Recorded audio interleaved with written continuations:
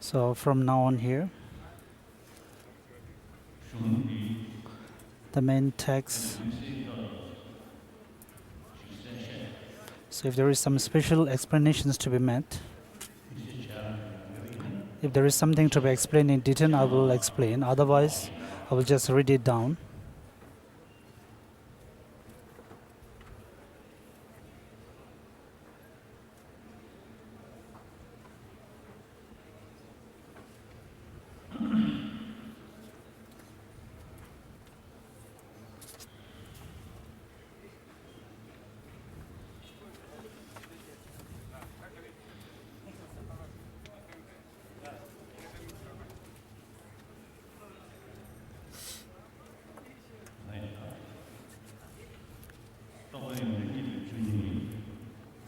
How engaging in the proper practice he gained the good qualities of experiential knowledge. Where, if you have the book, we're on the page number 38.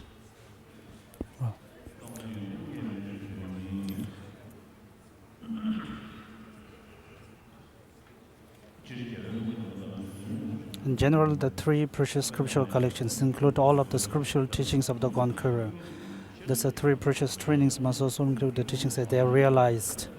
With respect to that, the scriptures and their commentaries repeatedly praise training and ethical discipline as the basis for all good qualities, such as the training in concentration and wisdom. Therefore, at the outset, you must have the God qualities knowledge to occur in one's training and ethical discipline. The Adisha possesses the training and ethics. It has three.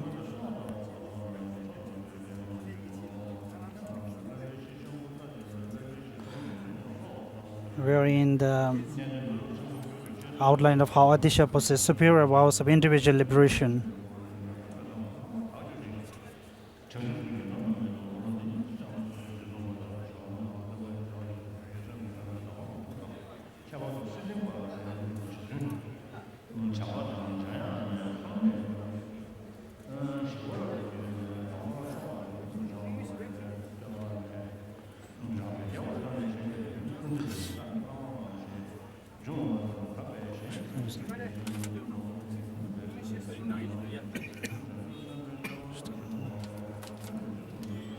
We're on the page number 39 now.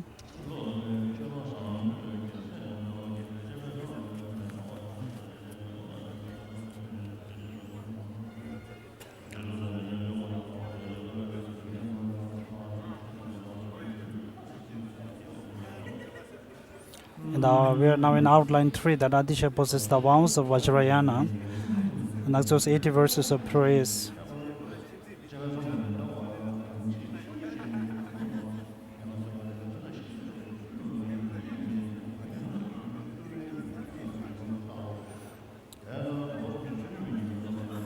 So His Holiness says the end of the page number 39.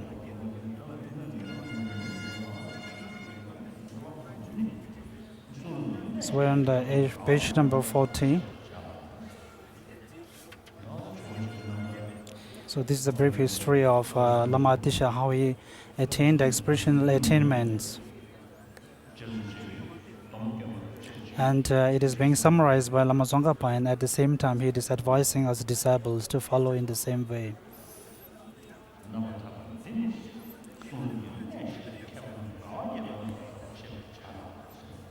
This biography delights scholars who understand the key points of scriptures, emulate such excellent beings.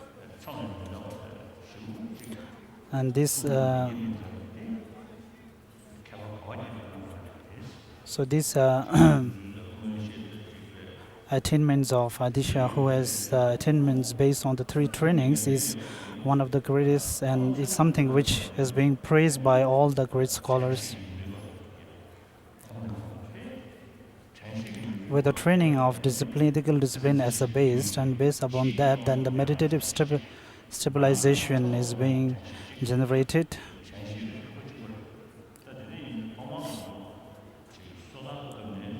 So at the beginning, from the individual liberation vows studying, and even from the bodhicitta vows, it is most important is to control our self-centered feelings. Then from the Vajrayana is, so it's very important to So such kind of the practice in the training of ethics, and at the same time taking the recollection memory. And if you are able to stop the distractions, so the kind of meditative stabilization which is avoid of all the distractions. So that is the main ethical discipline explained in the liberation vows. And that is something which is to be followed by all the great scholars. And we are in this first, that Adisha possesses the training and concentration.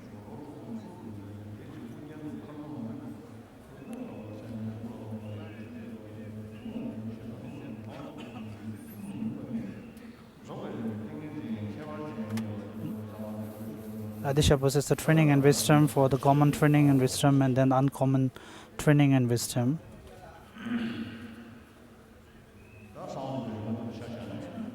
So in terms of Guya Samaja,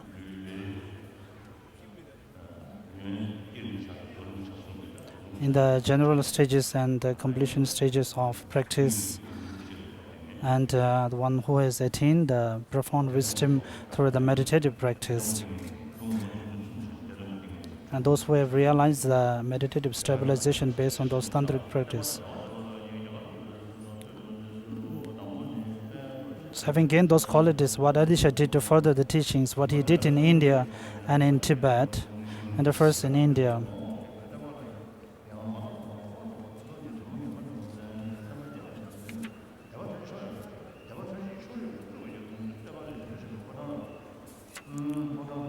In the 80 verses of the praise in the palace of the great enlightenment, when all were assembled together with speech like a lion's roar, you confounded the minds of all who agree for the poor tenets of our own and other schools. We're on the page number 41.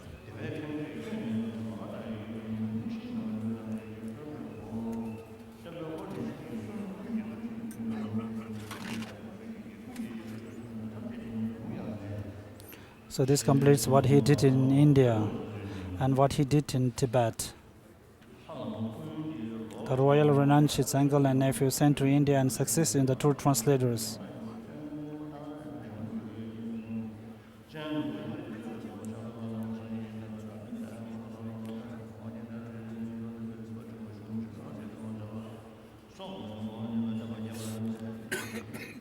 We're going through the process which explains how Atisha was invited to Tibet and how he composed the text Lamp for the Path to Enlightenment at that time, and how he revived the Buddhism in Tibet at that time, which was declining and which was at the point of extinction.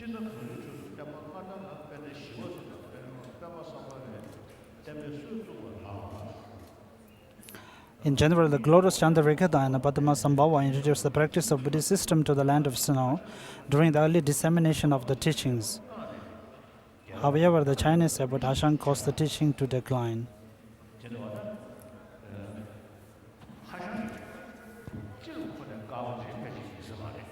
So it's not that Hashang view has been stopped generally. For example, Chandarakita.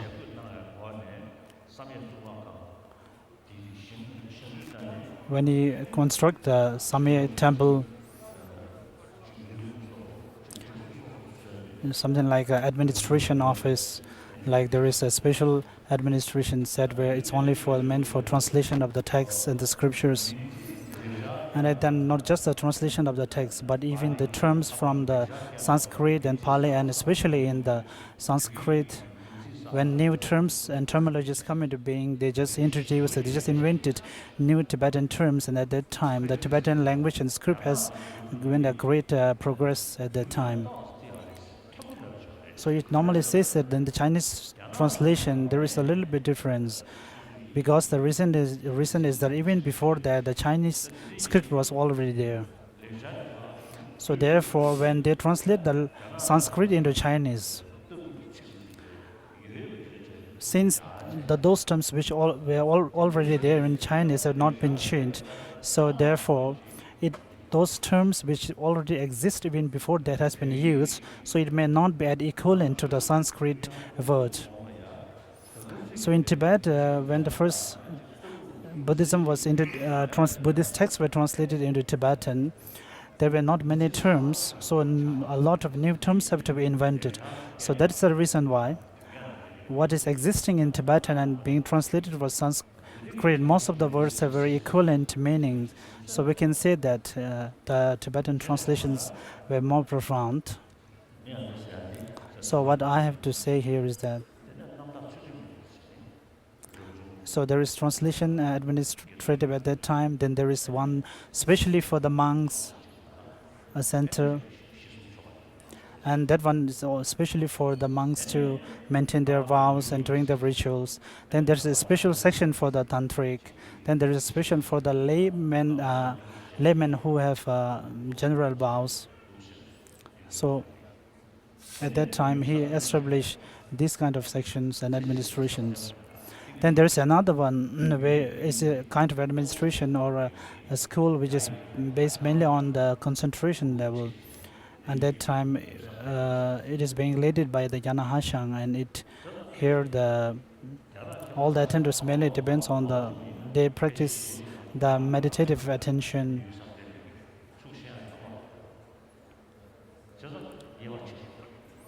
So we have to make a differentiate here. Even among the Hashang followers,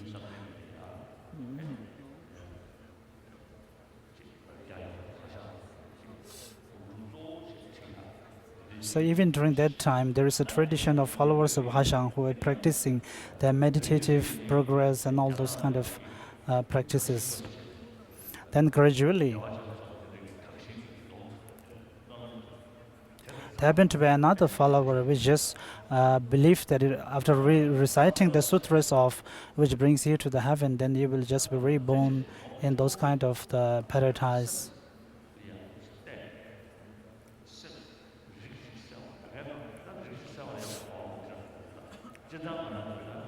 And even when we speak about the mind's meditative state, there are different ways and there are different meanings.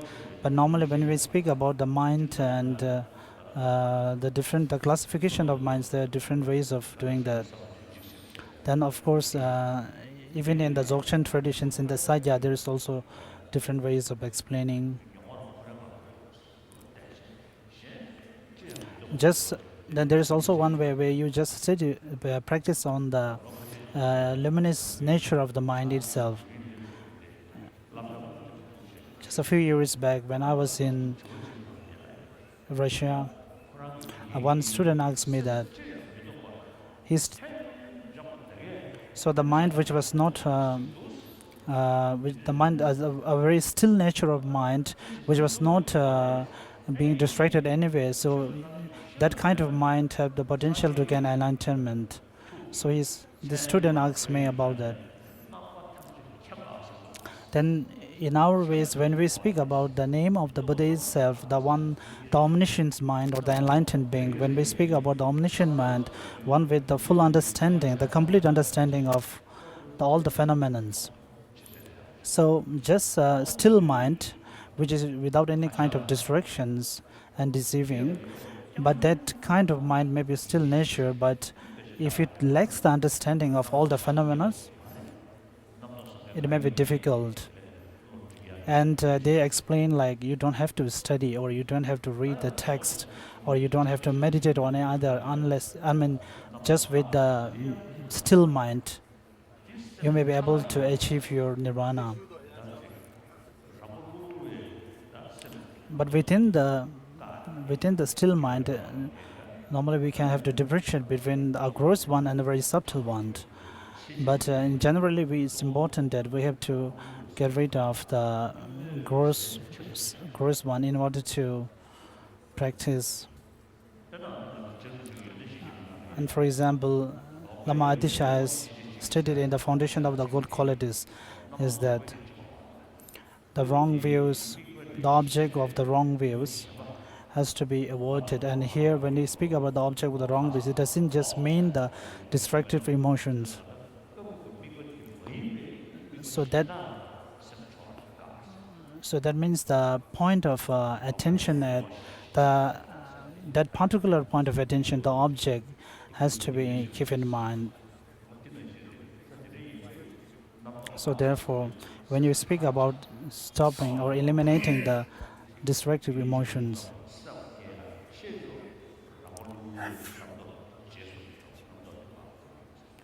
so the gross level of mind which distracts one has to be stopped. And also understanding the nature of the text, the outlines and the details, it is important that we have to keep into mind.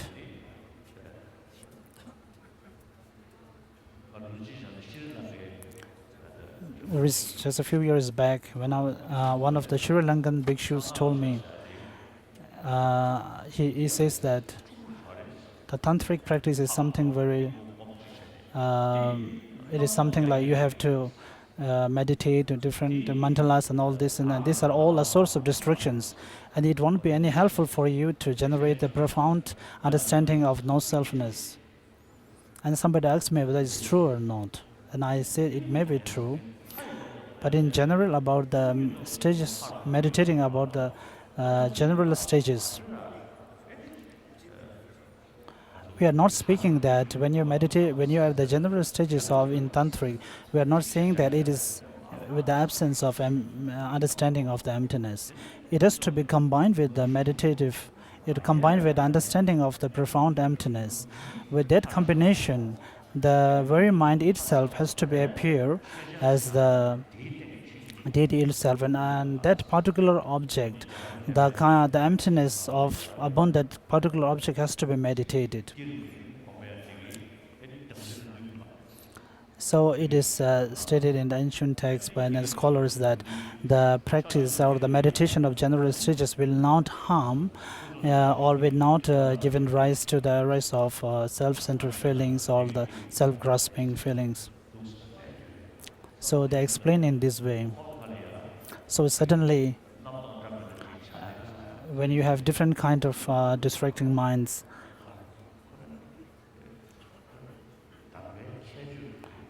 and the qualities of that particular instructions has to be kept in mind. The particular instruction has to be combined, and there are different meanings on the different things. Just certainly when you have a certain word or the sentence,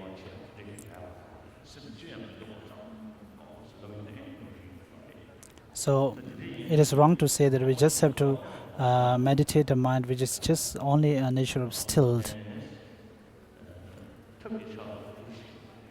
So without having the complete understanding of the profound emptiness, so many people criticize the skillful means.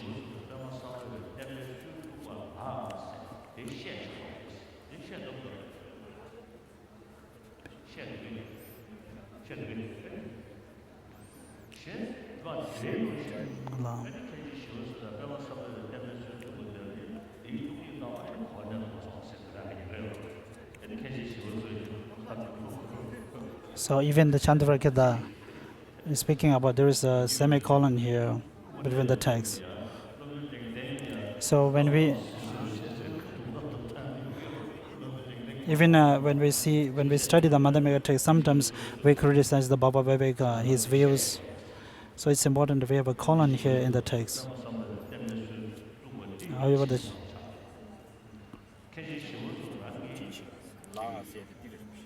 however,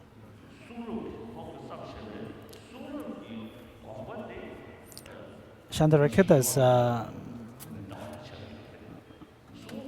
the complete meaning of the text that he have composed is the real, the profound emptiness.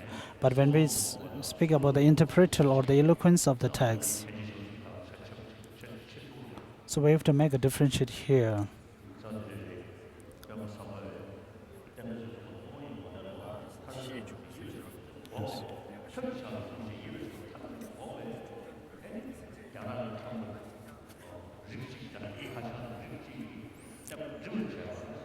The Chinese about Hashang caused the teaching to decline. He did not understand the emptiness correctly and therefore ignorated the factor of method and negated bringing anything to mind, even virtues. So even now, the traditions of Nalanda, the Tibetan tradition, we have been following still the Nalendas of the Nalanda traditions, and still, even now, when we have discussions with a modern scientist, we are able to sit on at par with the scientists, and we have the potential to analyze through reasonings, and it is due to the kindness of Shandarakita. So if the Shandarakita, if the so one which has been said by the Shandarakita, if we have said that we do not need to study, just meditative is enough or sufficient, then today we might not be at this point. Then, like the Tibetan followers or the Tibetan people, we can consider as the blind followers of blind faith in that case. So Shandarakita is really a great scholar, and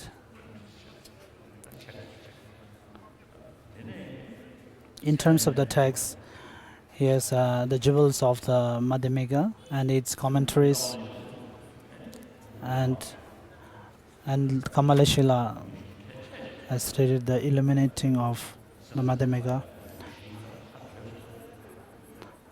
Tattva Sangra,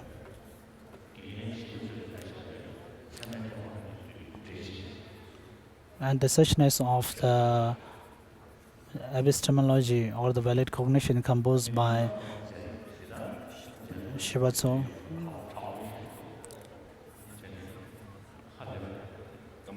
Kamalashila. So, what I normally speaks about the Tibetan originations and arisings, and among the Tibetan origination about the cause and effect and the relation. So these are all very, very clear, written in the great commentaries of Kamalashila. So when Lama Tsongkhapa speaks, when Lama Tsongkhapa says that he feels great,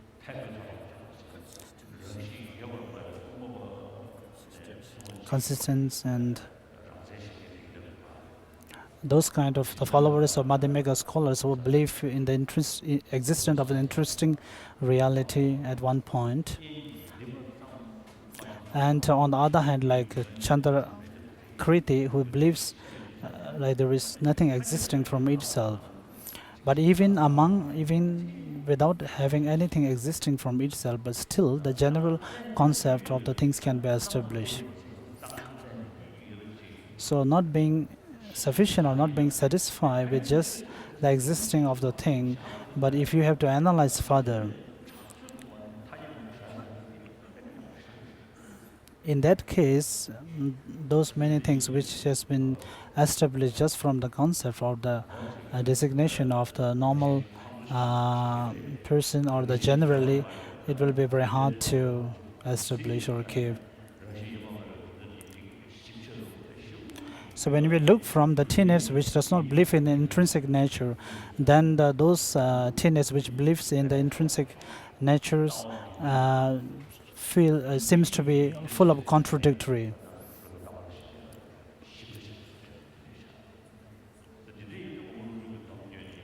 So when Nagarjuna summarized, so the vote of Lord Buddha's vote of Tibetan origination is the summary of all the teachings. So therefore, Kamalasha is really very grateful and kind to all of us.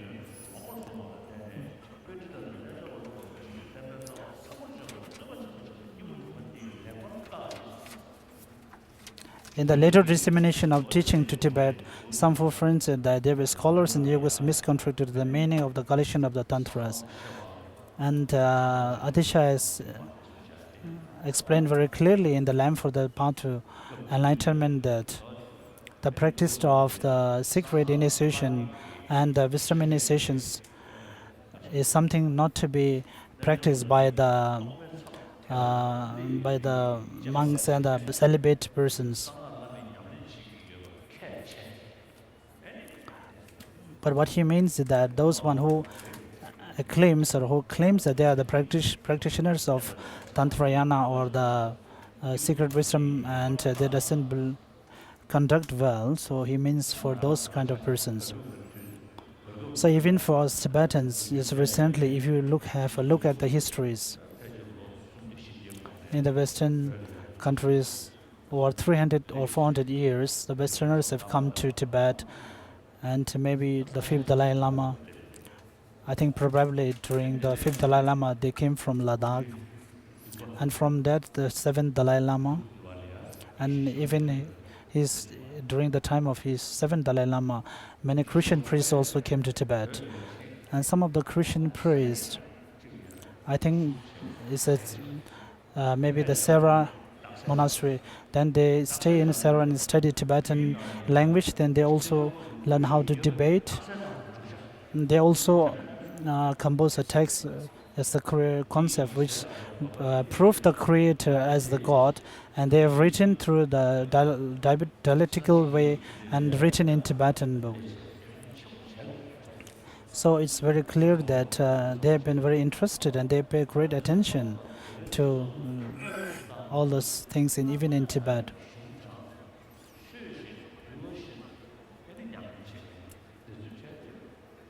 So those ones who really practice and who really understand the deep kind of meanings, when they come, there is not much fame or something like this, just a Geshe come.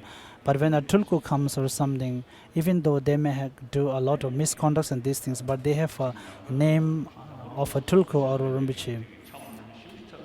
And even none of the Buddhist nations in the world do not have such kind of things like what we do. Like they have monks dance and all those different kind of ritual dances.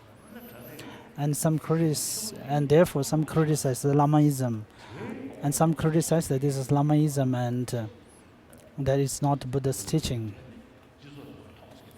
So the real practitioners of Vinaya, the who upholds all the rules of the Vinayas, have not much respected in that society. They are very seldom seen anywhere. But other side, those who have just a title of a Lama or a Rinpoche, in Tibetan society, the tulku rank of a tulku or a Lama is something like a rank in a society, social status.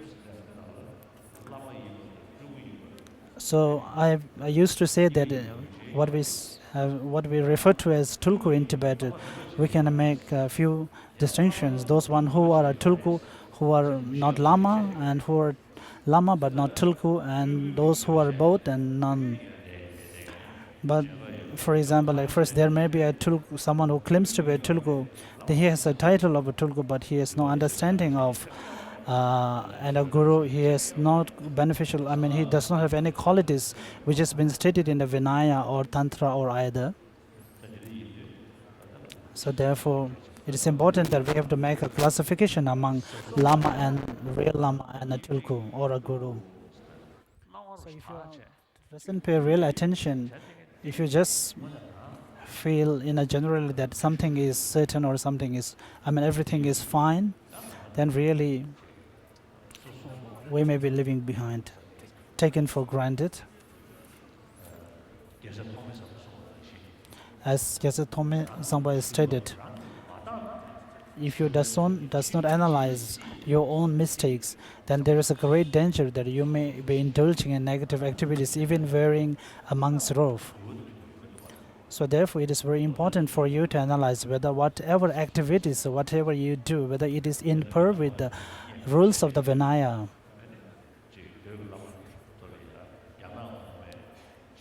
Or the sutra.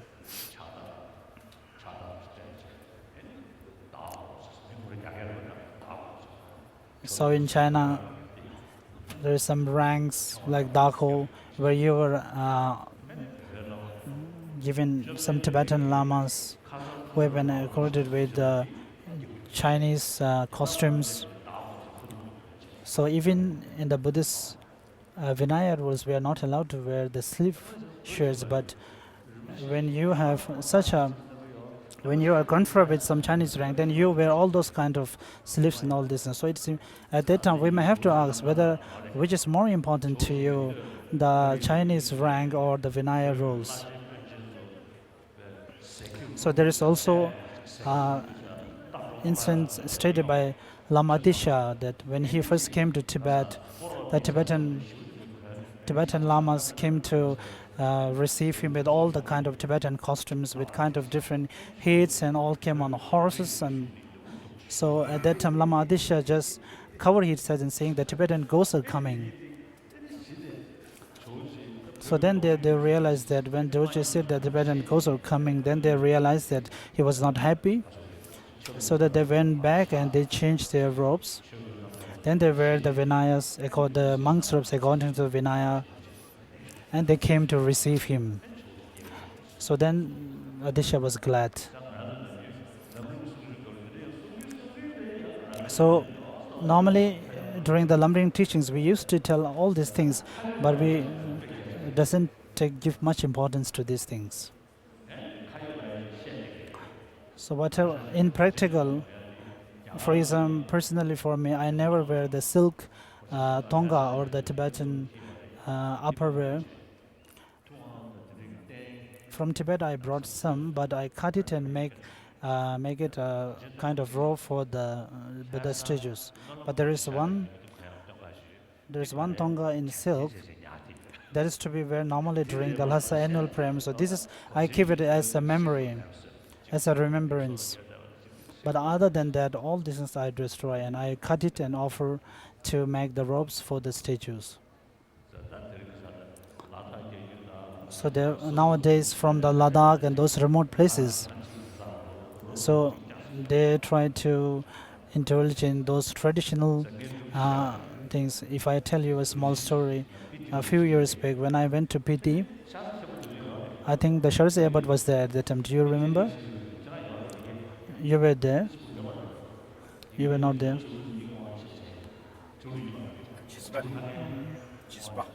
I confer a Jispa initiation at that time. It was the place was Gashar. I think the monks were from PT. Those one who beat the Chinese flute, or normally the ritual flutes. So he has a very peculiar, a very strange cap, a very strange hat. It looks very strange. But if you just still, then it remains very still. So it was a very strange hat, and I asked him, so today you have used all those traditional customs and all those things. It's very good, but is it really necessary for you to wear such costumes? Is it really necessary for you to wear such hats?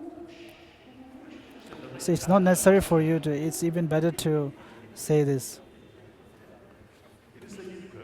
So tomorrow he doesn't wear that. Maybe he feel a little bit ashamed of that.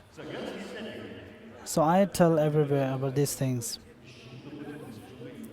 If it is something against the text and the sutra, I'm telling directly. So therefore, we Tibetans, taking everything for granted, I also told reverently, the Tibetan term Yaling, it means the flute of Chinese. So it means the flute of Chinese, it's not Tibetan. And the clear way of proving is that in Tibet, in the Namgyal monastery, the trumpet, when they blow the small trumpet, they wear the costumes of Chinese. Recently when I went to Minturling, when they blow this trumpet, they wear the Chinese costumes. Not just the Chinese costume, they wear something like a hair or some tassel.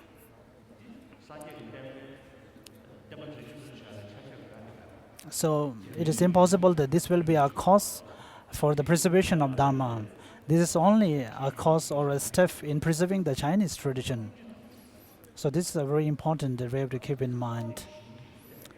So the main basic of all these things, the root of our thing is to study the texts, all these texts, classic texts. Recently in Dharamsala, the nuns came from Nepal and all over in Dharamsala to compete for the annual Paramana debate. And I asked them what kind of text you memorized. Then they say some are memorizing the Paramana text, and also they also memorize the Abhisamaya Alamkara's commentary by commentary. And I told them that even I have not memorized those, and you are better than me.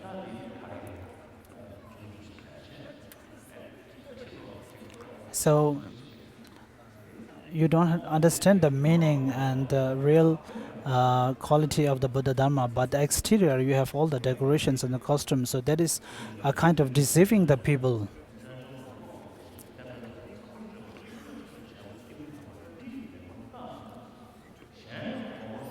Because of this, they did great damage to the maintenance of ethical discipline, the root of the teachings. His excellent being refuted them well. Moreover, he caused their erroneous conception to disappear, and then so His Holiness is reading from page 42.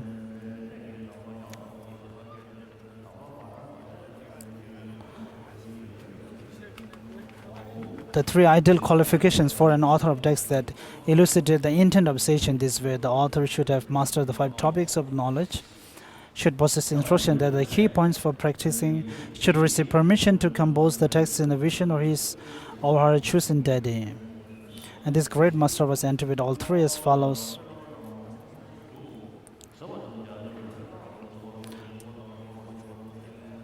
So His Holiness is reading the last paragraph.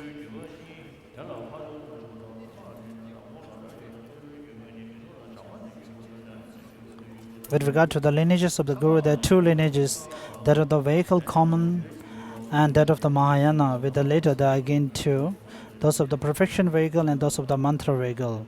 Within the perfection vehicle, there are 2 more divisions.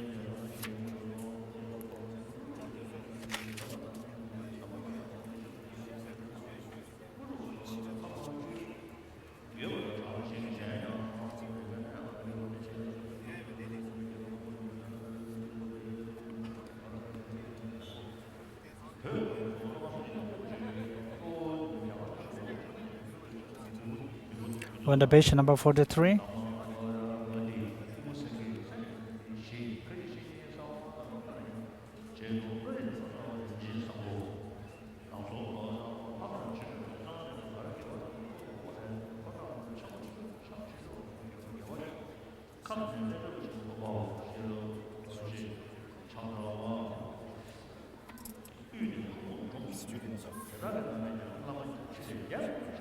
These masters who have such qualities had an inconceivable number of students in India.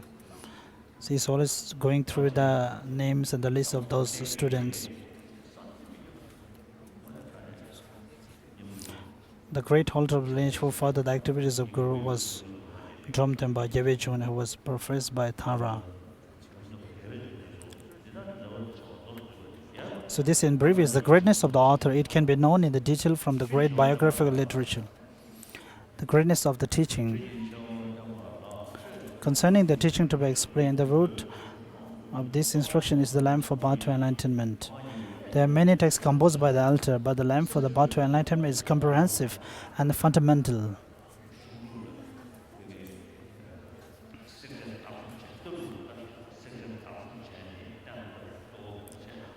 It is not just about this text is not just about examining the ideological factors and reasonings of the text, but it is meant more for transforming one's mind. This matter is comprehensive since this emphasizes the stretch of disciplining the mind. It is easy to put into practice. When Tibetan masters compose the text, we have 3 outlines. First, refuting the other's view, then putting one's view, and when they have, and the third one, and it has been established very correctly through the logical reasonings.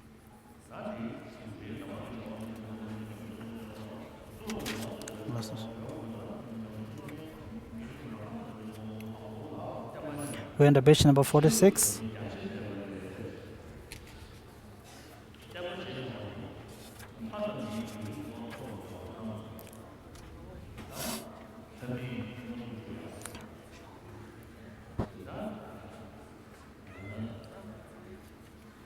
With regard to the teachings, our Lokiteshvara's commentary on the Lamp for Wisdom says concerning teachings.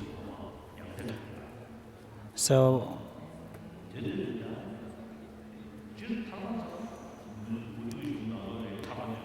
just a mere liberation is even exists in the non-Buddhist tenets and the philosophical schools also. When we meant about the liberation, it is not just like a paradise or a heaven, but it is more a state where you are clear of your defilements and afflicted emotions. In summary, those wrong views and those defilements, which are part of your own mind, and when you are able to generate a kind of mind which which understands the reality nature of the mind, and that very defiled mind, which is full of the defilements and ignorance, itself will be seized in the very nature of the mind itself. As it is stated in the Fundamental of the Wisdom by Nagarjuna, is stated that the very nature of the mind itself, the mind which is full of afflicted emotions, will be dissolved or will be extinct in the suchness of the mind itself. And there is a Tibetan term about where the emptiness or the suchness acts as an object, or the suchness of the mind becomes the base of the field where it is being seized.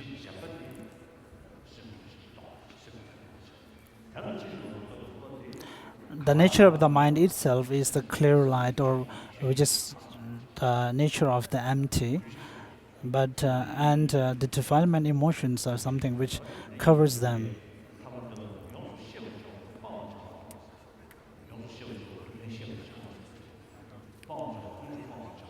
And here the Four Noble Truths are being explained in the rough way. Teachings. The scriptures of the Bhagavan accurately teach that which is to be thoroughly known, that which is to be eliminated, that which is to be manifested, and that which is to be cultivated by deities and humans who wish to attain the ambrosial state.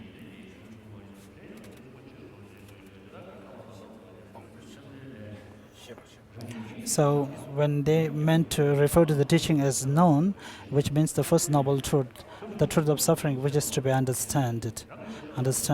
Then when they refer to the term eliminated, which is for the cause or the origin of the suffering, which are to be eliminated.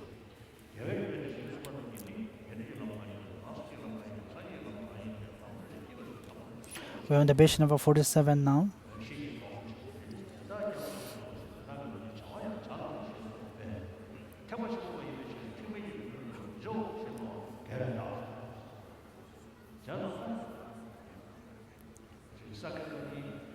Thus it is contradicted to propound that you should not train in the scriptural collections of the Hinayana because you are a Mahayana practitioner. So therefore, due to the different differences in our ideological or the philosophical differences existing in the different traditions of Tibetan Buddhism, I have an example to tell here. So it was many years back when Kuno Rinpoche was there.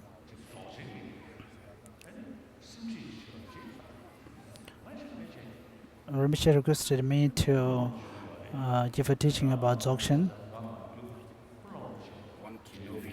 One key yogi, Kinori, requested teaching.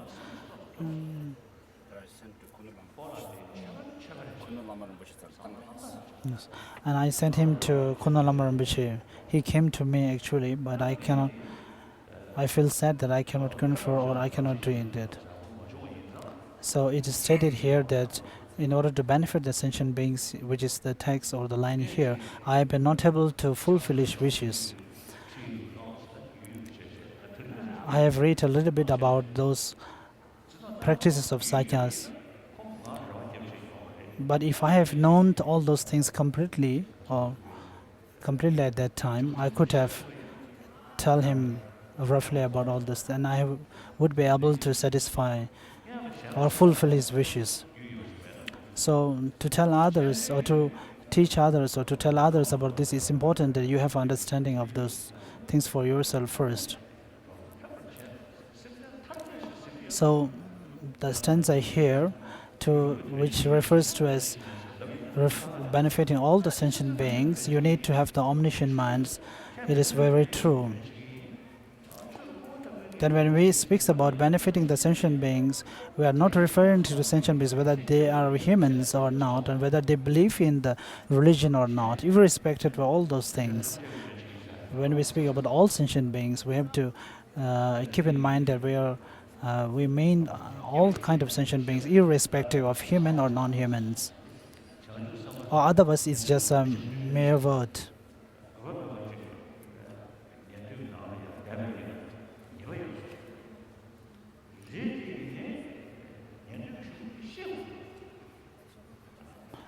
Even it is important for us to know the text of the lower schools. Even for a bodhisattva, in order to benefit or in order to render service to all the kind of sentient beings, it's important that we understand or we study all the texts, including the lower schools. So, like for example, even just for Gelugpa, it is not appropriate to study other kind of texts, other traditions texts. Then Nimaba, like they don't. If they find it inappropriate to study Buddhist, then it's all wrong.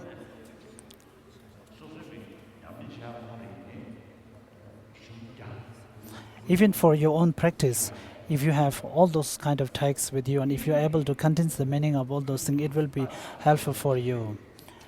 And secondly, whatever it may be, but what Lama Tsongkhapa has stated about the Tibetan origination, then it appears to me that there's no one which is greater than Lama Tsongkhapa in this respect. If you look at the Madhyamika text composed by Lama Tsongkhapa, the 5 main great texts,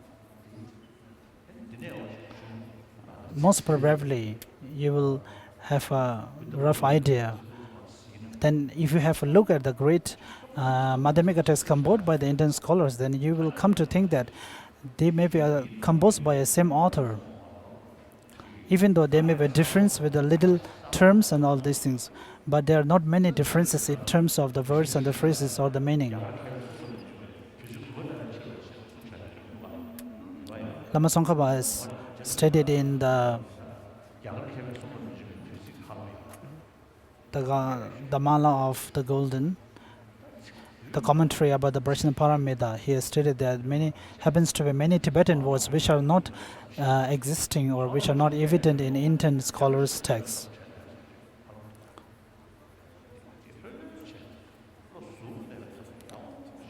So slowly, and if you have impartially, with unbiased mind, if you analyze, then you will find that Lama Tsongkhapa's texts and commentaries about the Tibetan originations are really verbose.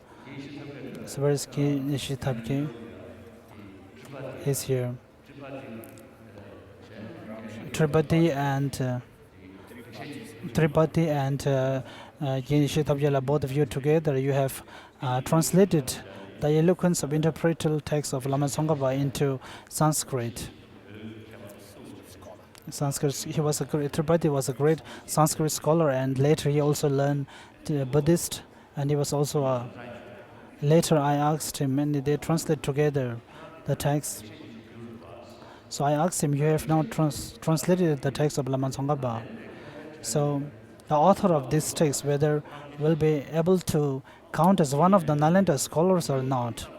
Then he told me that the one who composed this text, not just he can be counted as one of the scholars of Nalanda, but he will be one of the best and the most greatest scholar among the Nalanda scholars, top scholars of Nalanda.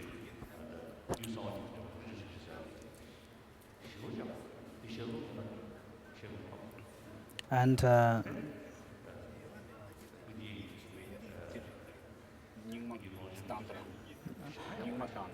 And also in Yima Tantra, there is a text.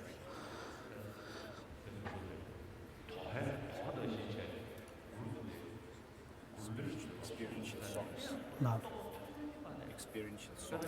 There's an experiential source, experiential song.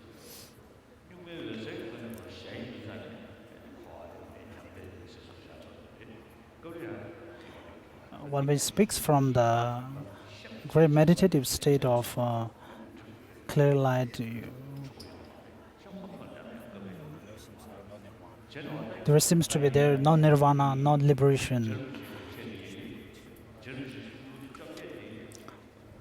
From the vantage point of From the vantage point of Dzogchen yoga. But then the 18 treaties of the 18 great treaties of Lama Tsongkhapa, we have to take care. We have to study all those things. When I mean like take care or study, it does not mean that it is to be kept in the Almira. And there's the Cancer Dorje Chang. Every year he used to read the one of the texts of Lama Tsongkhapa. You have to give 18 volumes of Lama Tsongkhapa's text he used to read every year.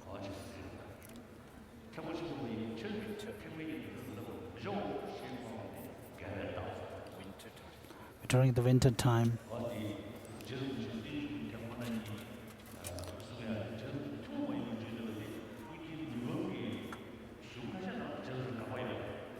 There is in a few of the texts by Gwenchen Mipam there, he used to refute Lama Tsongkhapa's idea about dependent originations.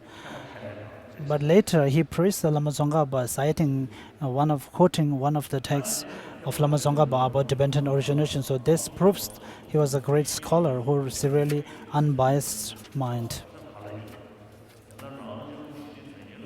So thus it is contrary to the propound that you should not train in the scriptural collections of the Hinayana because you are a Mahayana practitioner.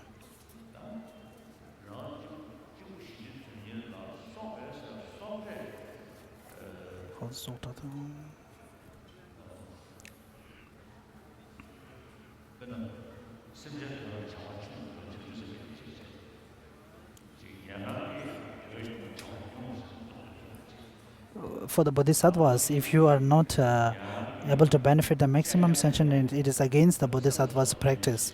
But for the hearers and the solitary realizers, they are meant to be not engaged in too much activities which cause distractions for them.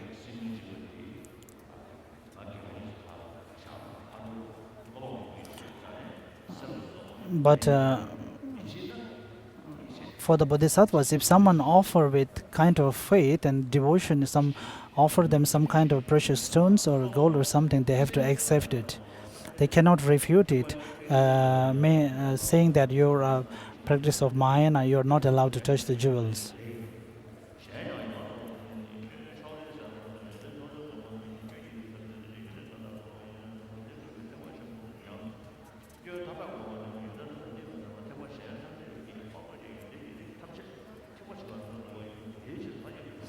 We're on the fourth paragraph now, of page number 47.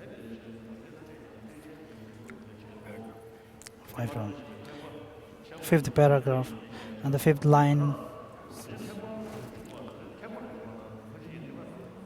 We're now in the sixth paragraph.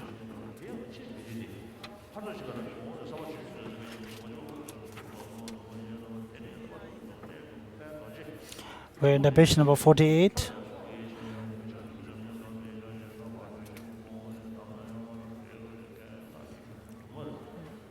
That those must be relied upon on all occasions is set forth in the Vajra Climax Tantra. Even to save your life, do not give up the spiritual enlightenment, and the deeds of the six perfections should never be cast aside.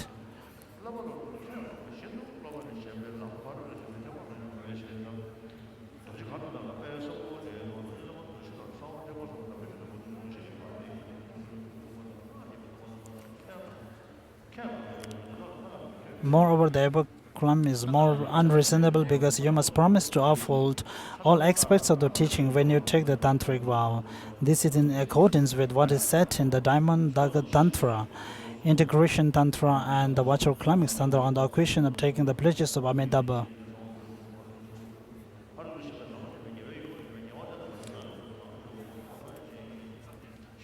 We're on page number 49.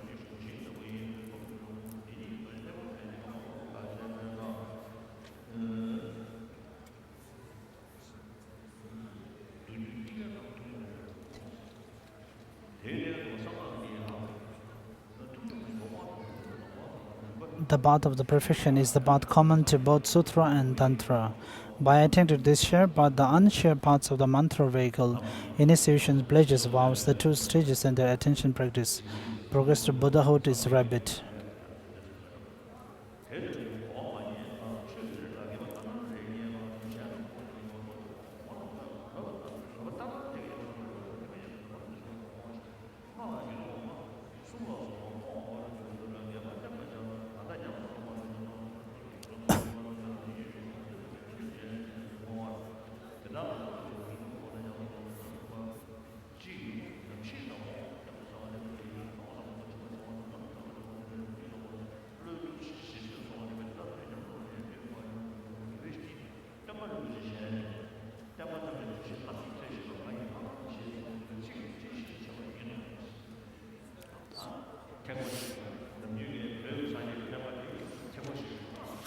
Normally, I said that the Buddhist tradition in Tibetan is a combination of both Vajrayana and Mahayana trade vehicles. And in the exterior or the outside, we have the practice of the Vinaya rules, or the hearers and the solitaries practicing. And inside, we have the practice of Mahayana traditions, the great compassions and the bodhicitta.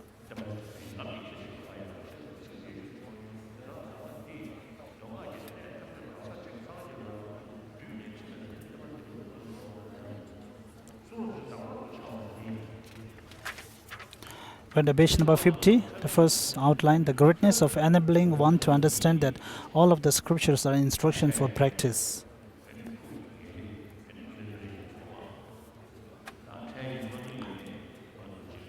The immediate goal of the higher rebirths with better physical features and also higher rebirths has to be all accumulated or gained through their causes, their relevant causes.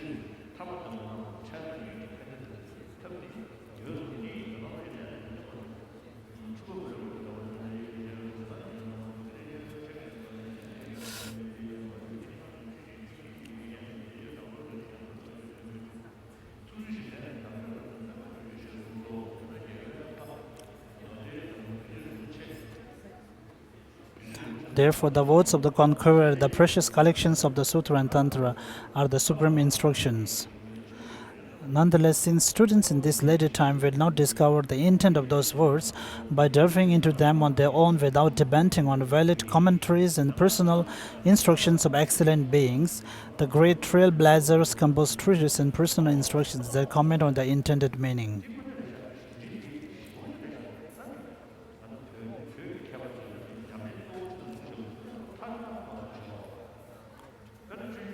The texts composed by Tibetan masters for practice they have composed it just as they appear to their mind.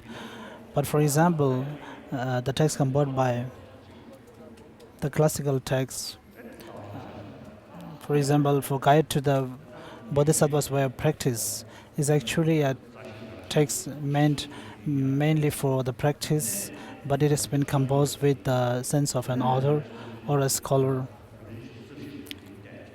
But then if you study the fundamental treatise of the wisdom by Nagarjuna,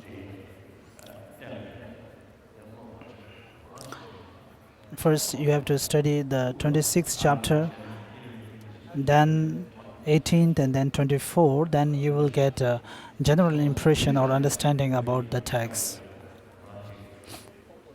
So in this term, the text composed by Tibetan master mainly for the practice.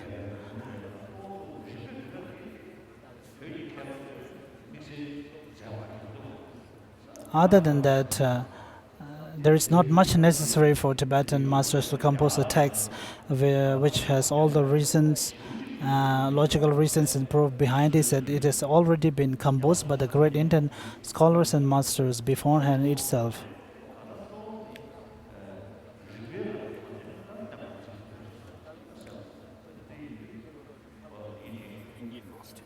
Indian masters preserve the teachings of the Buddha through the reasonings and the practice, not just through the scriptural reasonings. Yes. Tirvala. Therefore, for something to be a pure personal instruction, it must bestow certain knowledge of the classical texts. No matter how well you learned it, a personal instruction is only something to be cast aside if it cannot bestow certain knowledge of the meaning of the Buddha's verse and the great commentaries of their intent, or if it teaches about incompatible with this. There are those who conclude that any classic text should be considered only an explanatory teaching, therefore lacking the key points for practice. They hold that there are separate personal instructions that teach the core meanings that are hard to practice. They then imagine that there are two separate forms of the excellent teaching, a teaching that is explained to you and a teaching that you practice.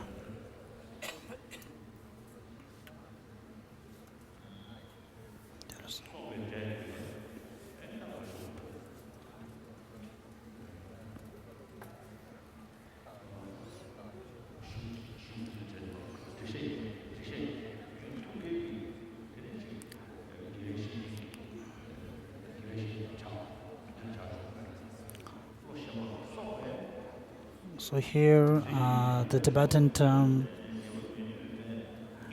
which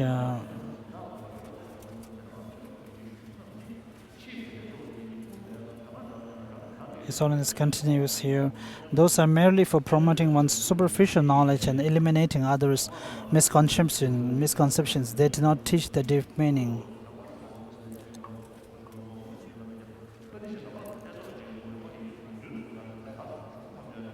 We're in page number 51.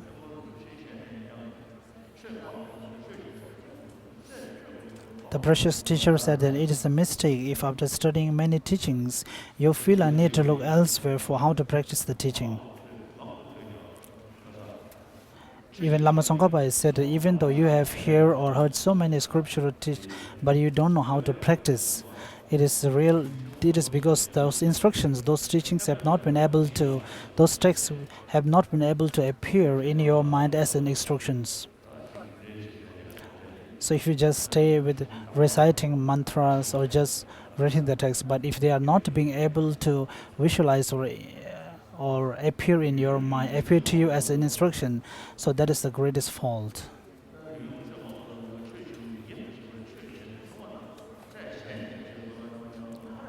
Thus, there are those who have studied many teachings for a long time but do not know at all how to practice the teaching.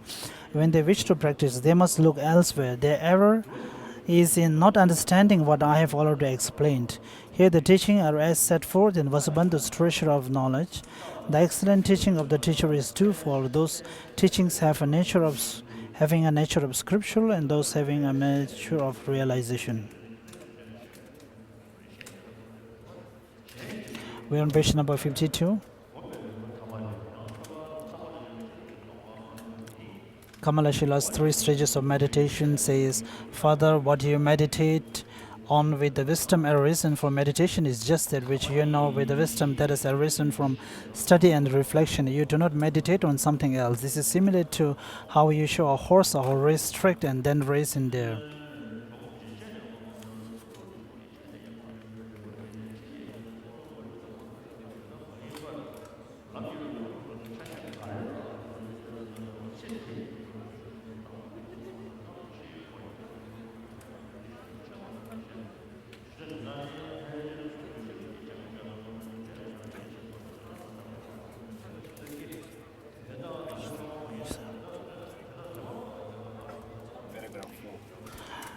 On page number 52, we are going through paragraph number 4 now.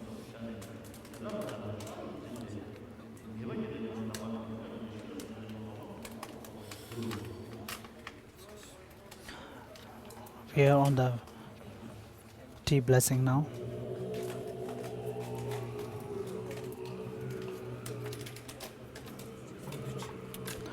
The tea blessing for the lineage of the Lamrim Gurus.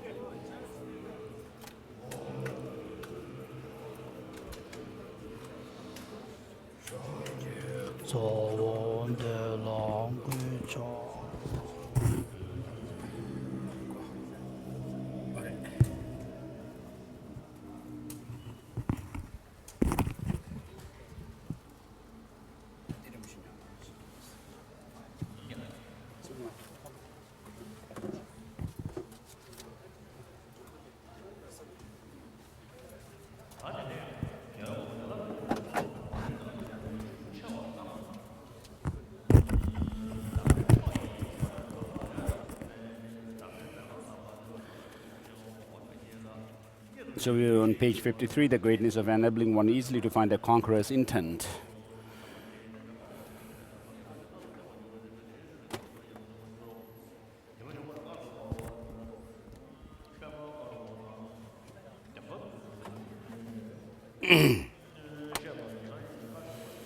The classic text, the scriptures, along with their commentaries, are the scripture instructions. Yet even beginners, persons who without extensive training delve into them, they will not discover their intended meaning without depending on the personal instructions of next and being even if they find the intended meaning, their search will require a very long time and a great deal of effort. However, if they depend on the personal instructions of a guru, they will easily come to know the intended meaning.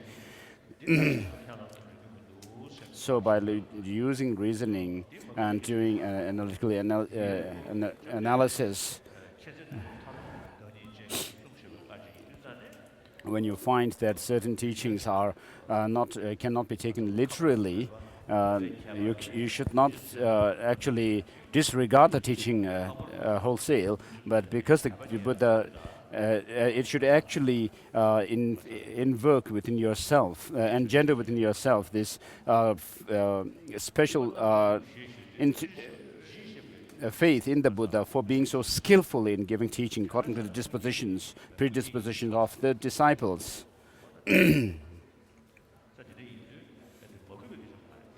So you should not be disrespectful to the Buddha, but that doesn't mean that you have to accept it literally, but you have to interpret it otherwise.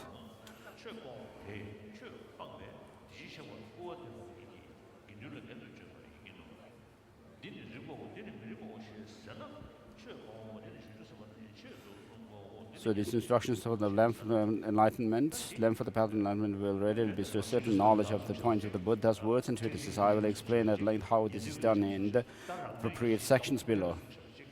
So there are teachings of the Buddha which are meant for the bodhisattvas, those who can take the bodhisattva teachings and those who cannot take them. He has also given teachings which are for those disciples for whom certain teachings are fit, certain teachings be fit, with their selfish motive.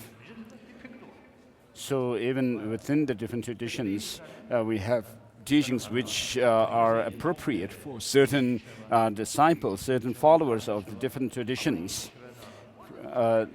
Due to certain theological ideas that are taught to them, they serve their own purpose. And we have in Christianity Christians who serve different societies, poor societies, where they set up schools and hospitals, clinics.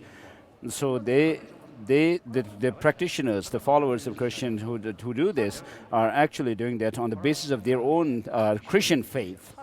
We have the example of the Sisters of Charity, of Mother Teresa's organization, which serve poor societies.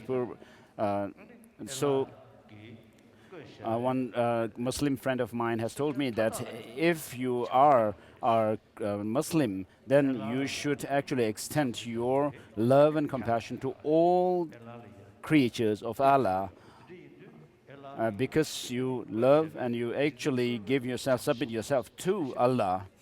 And so this is what he said. So this is how the Islam actually helps its own followers. Philosophically, there may be some logical fallacies, but the system, the religion itself actually benefits its followers, and therefore there's reason for us to respect these religious traditions other than Buddhism as well.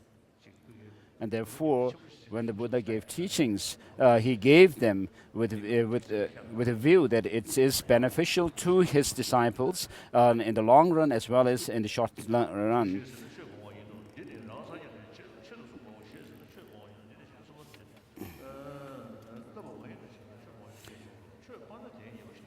So we are on page number 54. The fault of having abandoned the teaching is very grave.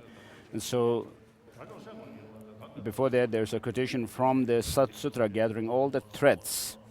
Manjushri, the karmic obstruction of abandoning the excellent teaching is subtle. Manjushri, whoever distinguishes some of the words spoken by the Tathagata as good and some as bad, abandons the teaching. One who abandons the teaching by having abandoned it deprecates the Tathagata and speaks badly of the community. If you say this is reasonable, this is unreasonable, you abandon the teaching. And so we finished that part. 54, page number 54, done.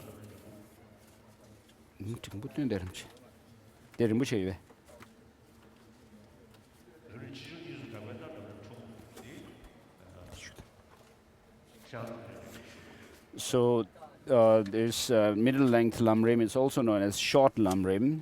Compared to the great stages of the path, treatise on the stages of the path to enlightenment, it's shorter. Therefore, it's given this title. It's called by that name. Also, respectfully, I prostrate at the feet of venerable saints who are full of great compassion.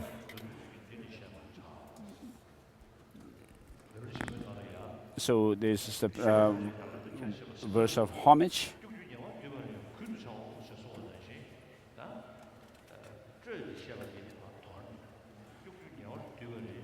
And so as Lamrim Chamos, in the Lamrim Chamo, Master Tsongkhapa says that I will, for those who need a shorter version of Lamrim, I will write the shorter version without going through the detailed arguments back and forth.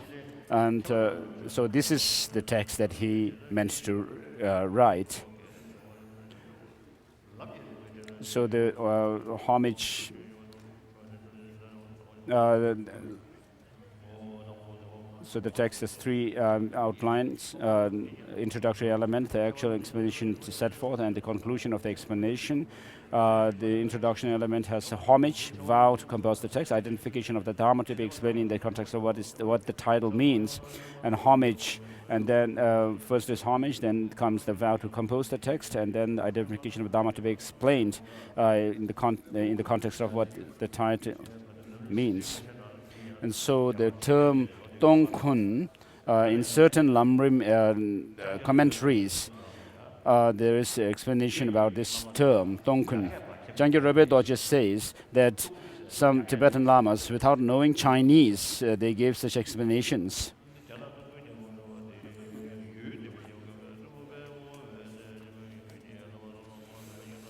So the term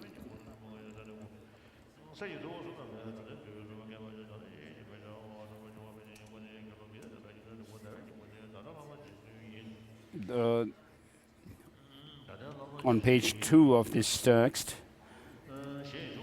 where there's mention of how Adisha took birth in an excellent family, there is this line which says, "Those of Chinese emperor, its pleasure, might, and wealth resemble those of Chinese emperor."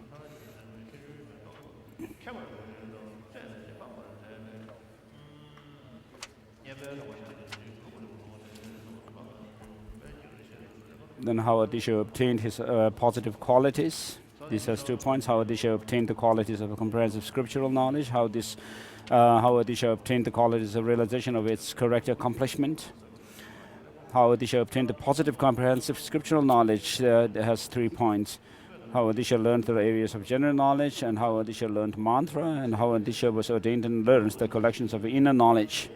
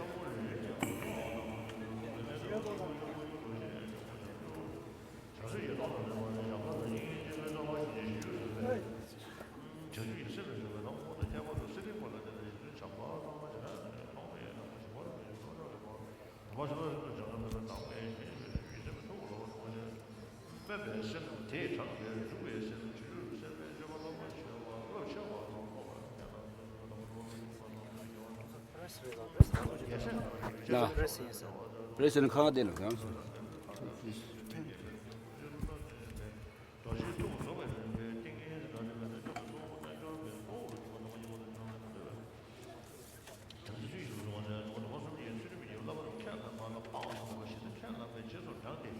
Not only did he, on page number 5, paragraph 3, it says, not only did he courageously undertake the training in ethics of the 3 vows, he also upheld them as he had promised. He kept the vows without transgressing the rules associated with them, and even if he transgressed them ever so slightly, he very quickly purified this by means of suitable ritual restoring the given vows. And thanks to Adisha's accomplishment in the training of meditative civilization, this has two paths, the common and uncommon. He has achieved the serviceability of mind of calm abiding, and uncommon is he had the extreme stability of generation stage. Moreover, he had performed the modes of conduct of yogic realization disciplines for 3 or 6 years. Adisha's accomplishments in the training of wisdom has two paths, common and uncommon.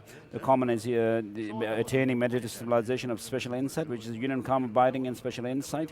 And uncommon is the special meditative civilization of the completion stage. And then, having attained those positive qualities, the deeds Adisha did for the sake of the Dharma is twofold. Deeds in India and deeds in Tibet. Deeds in India, at the palace of great enlightenment of Bodh Gaya, he defeated proponents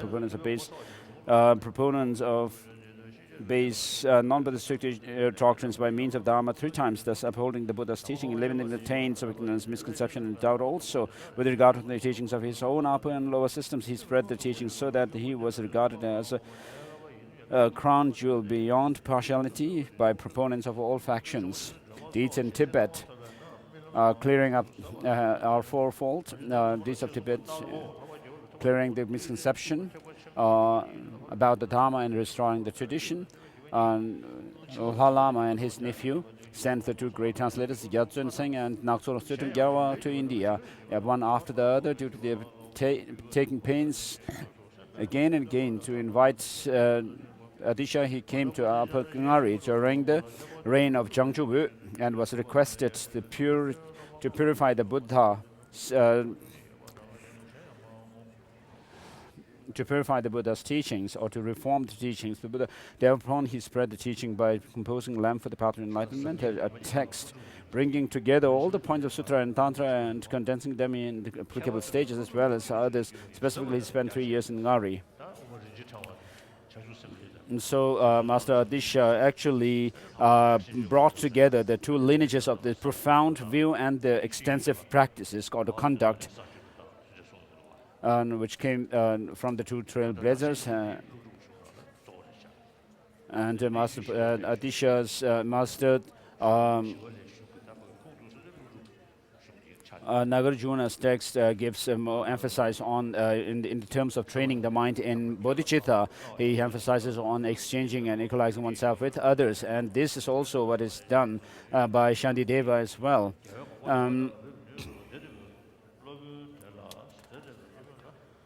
So there are 3 courses of excellence in composing a text, clarifying the sage's intention, being learned, 1, being learned in the 5 areas of knowledge, and 2, having received instructions for the application of their meaning and transmit the instructions of the perfectly complete Buddha in an unbroken line of exalted master, and having received permission to teach through the vision of protected deities. If a text can be composed with any one of these courses of excellence, with any one of these excellent courses, then it will turn out all the more excellent if all 3 are complete. This great master Adisha possesses all 3.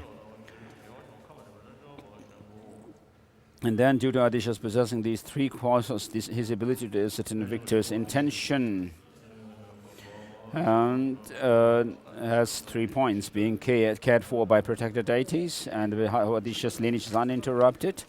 and the special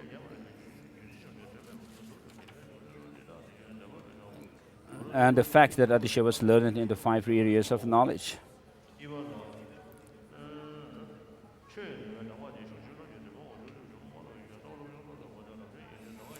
As for the teaching, the source text of the present instruction is Lamp for the Path of Enlightenment. And presenting this text as possessing the 3, being fully complete, easily applicable, and a particularly noble system. Although there are numerous texts composed by the elder, Lamp for the Path to Enlightenment is their perfect completion, being like a root, as it indicates all the points of both Sutra and Tantra summary. In summary fashion, it is complete in terms of content, as it makes that gradual taming of the mind its main topic. It is easy to put into practice, as it is ornamented with the instructions of 2 masters who were skilled in the systems of the 2 trailblazers. It's particularly noble systems compared to others.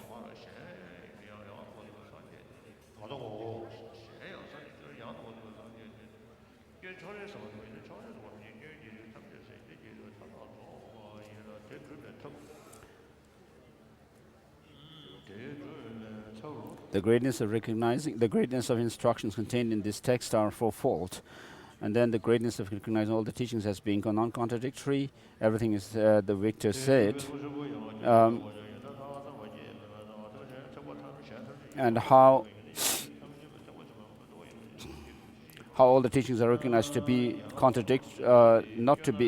not contradictory. They all come to be understood as a single person's path to Buddhahood, that is to say, some are primary points of the path, others are appropriate secondary points.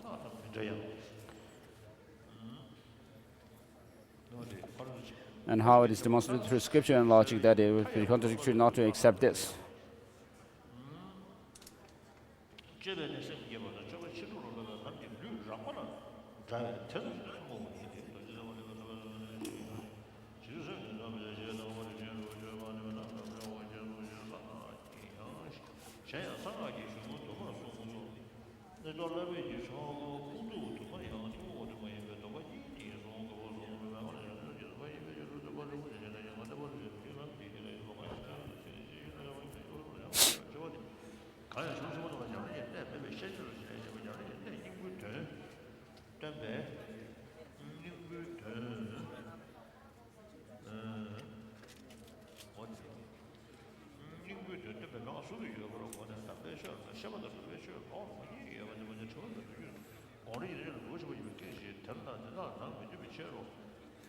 So anyone construing the great scriptures to be explanatory teachings that do not contain the points of practice, and who thinking that guidance indicating the meaning of the essential points of practice exists separated from that, holds that even in the holy Dharma the explanatory and accomplishing teachings are found in different places, will create an obstacle for the arising of deep respect for the immaculate sutras and tantras, as well as for the treatises clarifying their intention.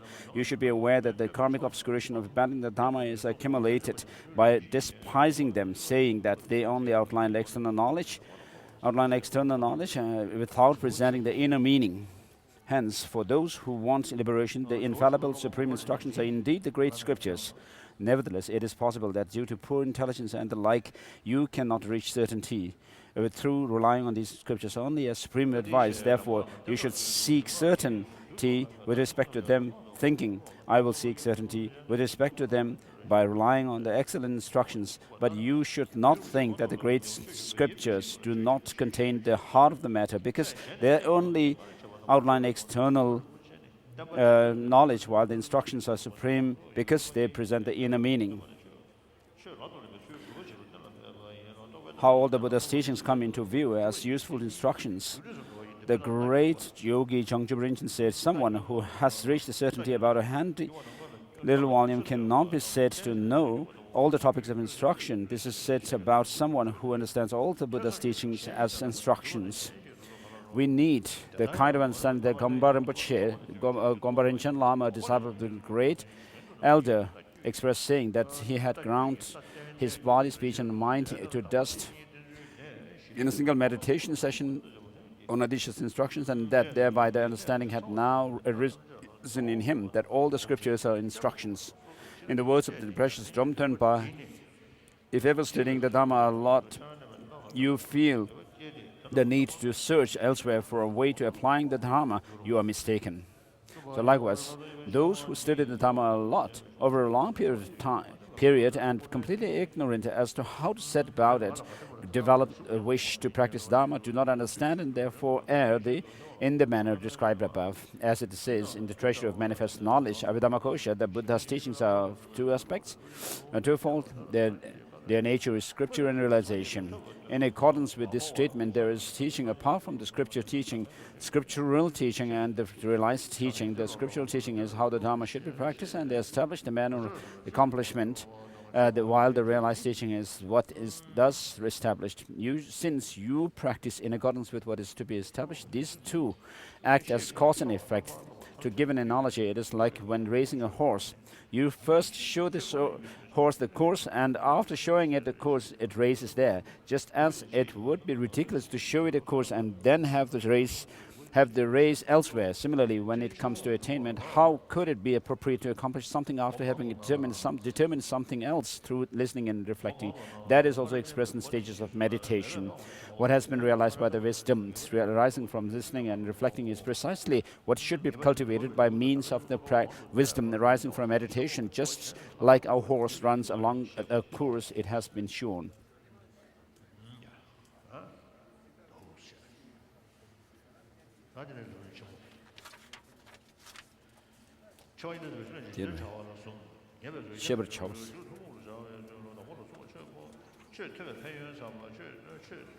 Now let's move to Lamrim Chemo, how to listen and explain the teachings. So how to listen to the teaching in which both this teaching and its authors are great. How to listen to the teaching is explained in three parts: contemplating the benefit of the hearing and teaching, developing reverence for the teaching and the instructor, how you actually listen.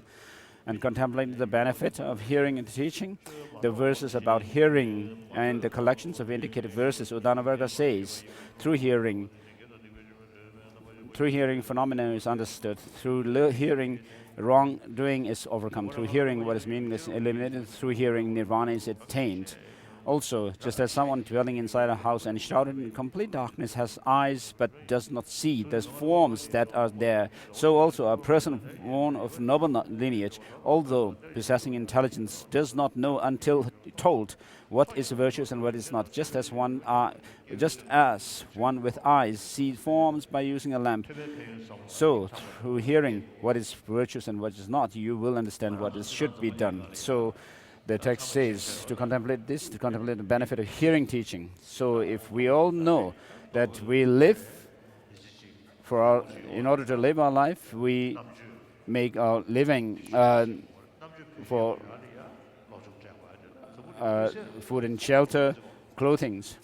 So we need to use, in order to attain education, for material gain, for material development. If we need to use our wisdom to gain education, there's no doubt that, no question that we need to use our wisdom to gain knowledge and education for liberation, to overcome our negative transformations, negative emotions.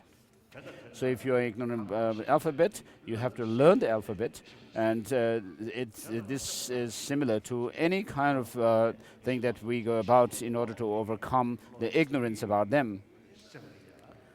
So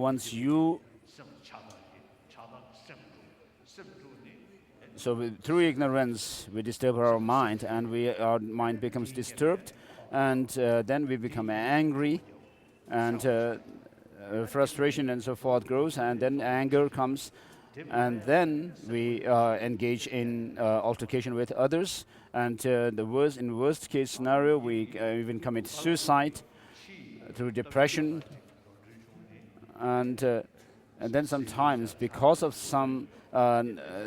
not eating properly, we get food poisoning, and of course, these negative emotions like attachment and aversion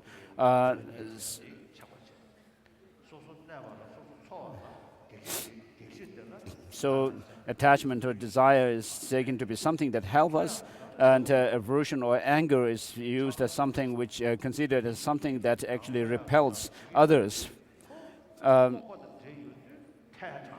We do this because of loving ourselves, to have happiness and joy for ourselves. But instead of gaining them, we become overcome with negative emotions, anger, and so forth. And when we have some things we become attached to, we like them, and we grow our attachment towards them. And when there's something that actually we dislike, we become angry. And so if we want peace of mind, we should know what actually disturbs our peace of mind, and then what are the countermeasures to them. We have to know, and the darkness is dispelled by light, and so darkness and light cannot be together at the same time. When light comes, darkness goes away, and when there's coldness, in order to warm up the room, for example, we need a heating system, and then as the heat increases, the coldness also subsides. And so similarly, this working of how the countermeasures actually go against the negative emotions that are within us. The principle is same.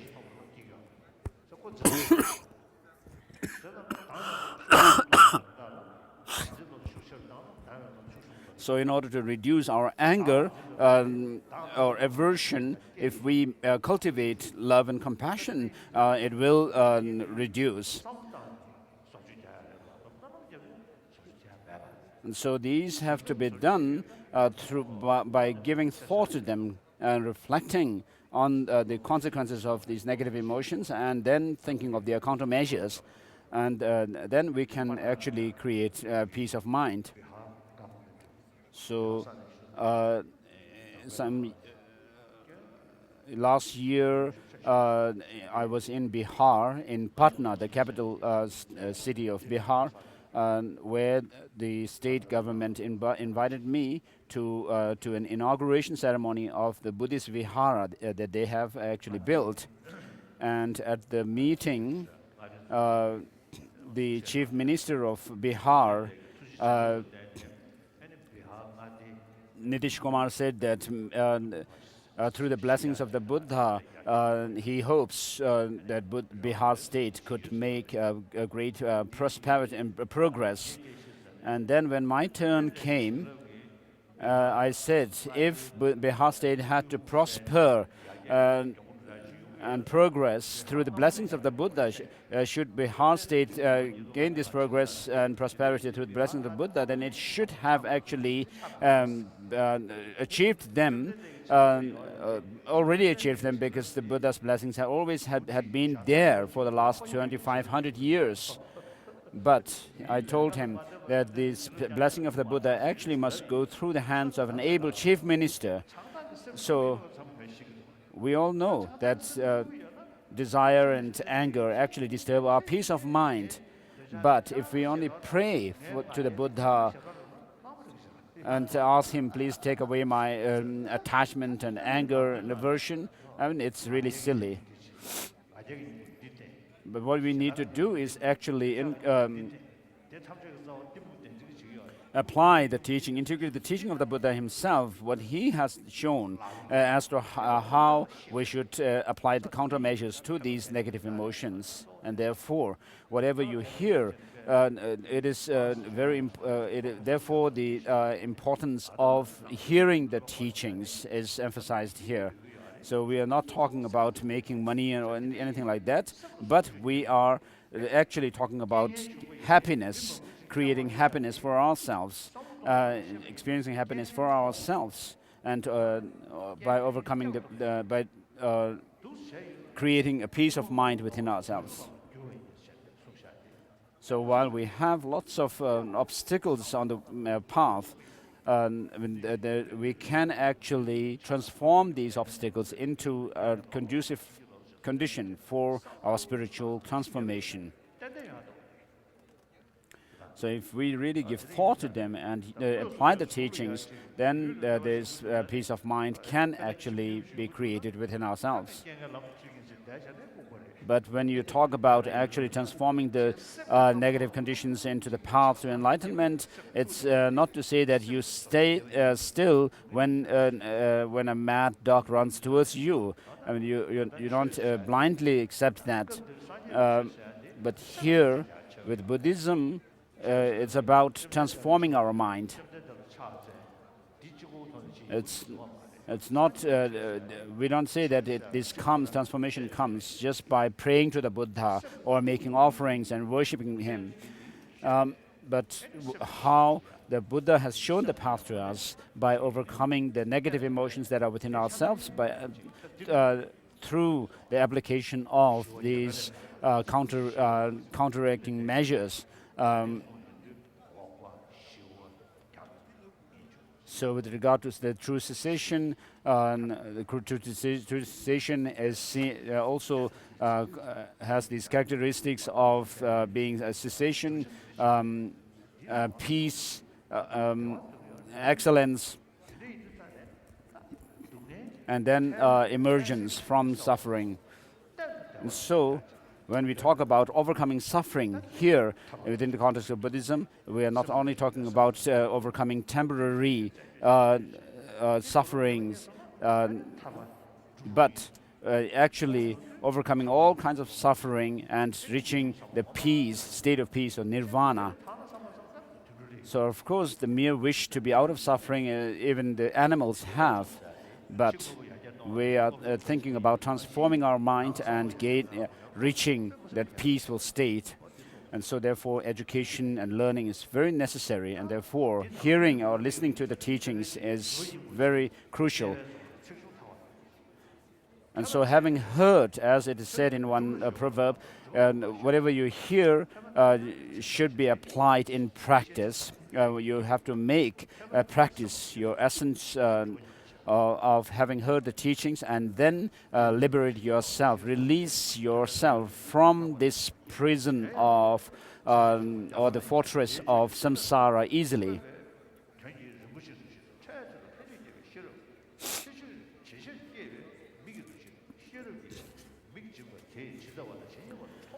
And so developing the reverence for the teaching and instructors, the Sutra of Kittigarbha says, listen to the teachings with one-pointed faith and respect. Do not censure or deride the speaker. Honor your instructor. Develop the idea that they are like a Buddha. Also, as the Bodhisattva level sets forth, listen without afflictions of arrogance and contempt, and without bringing to mind the 5 conditions of an instructor.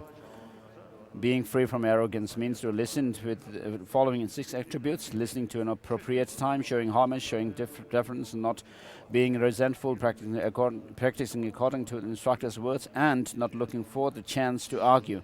Being free from contempt means to respect the teaching and one who gives it to, and not belittle these two.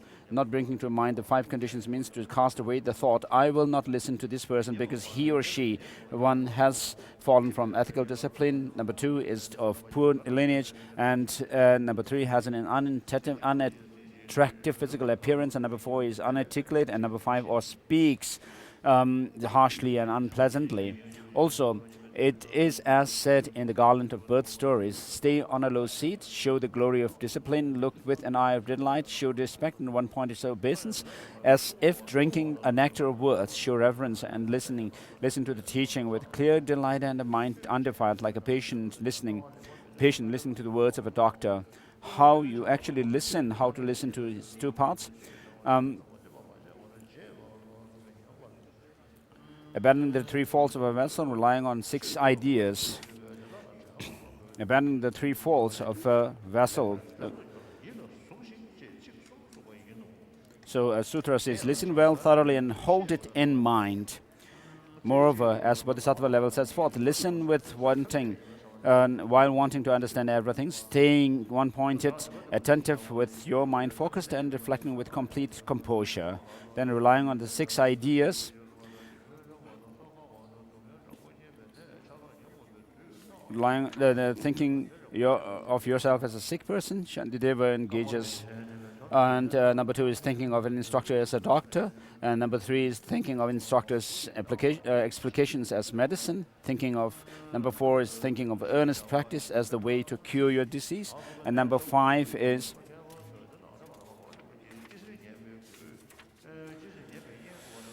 thinking of the Tathagatas or the Buddhas as excellent beings, and number 6 is wishing that the teaching will endure for a long time.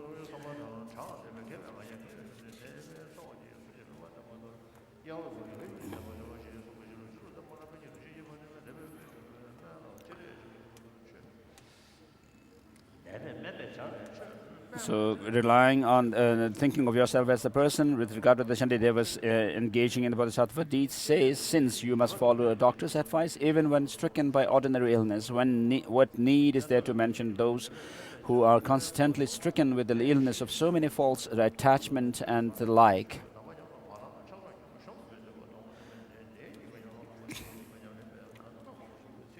And then with regard to thinking of the instructor as a doctor, for example, when you are stricken by a severe illness such as wind or bile disorder, you seek a skilled doctor.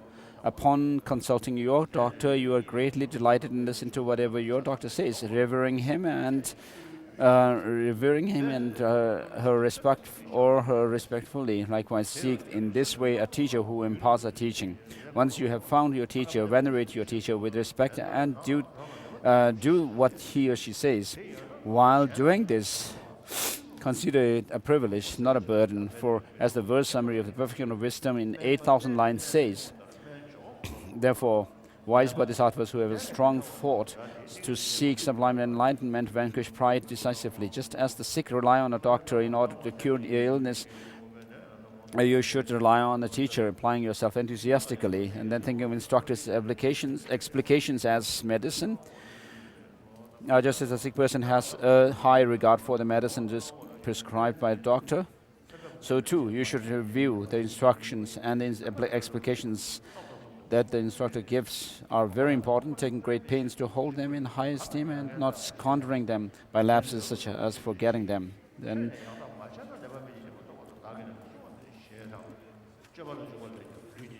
next point, the thinking of earnest practice as the way to cure your disease.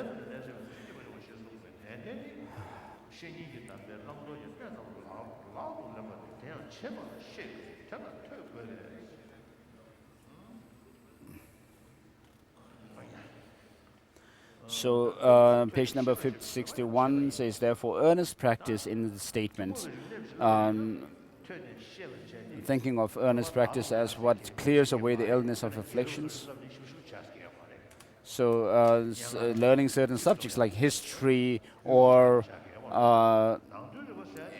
poetry, of course, has nothing much to do with transformation of our mind, overcoming our negativities. We can play with words.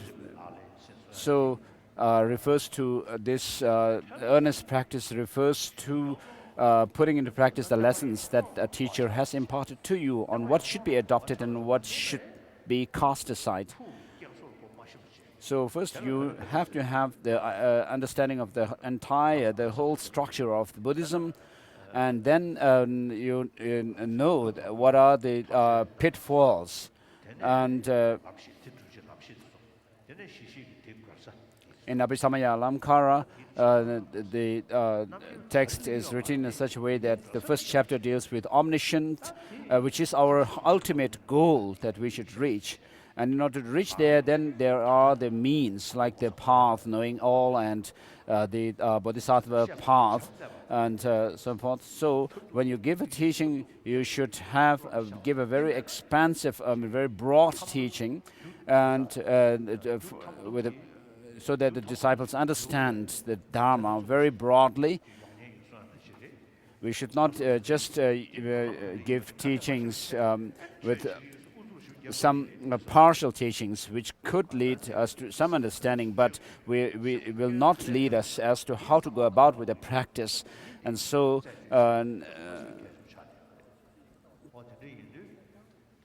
So it is important to know what the pitfalls are, and then when you actually practice, having gained this broad knowledge of the entire system of Buddhism, then when you actually practice, you have to actually do it in accordance with your own level. You cannot jump to a high practice without actually being receptive to that, being apt to do that yet.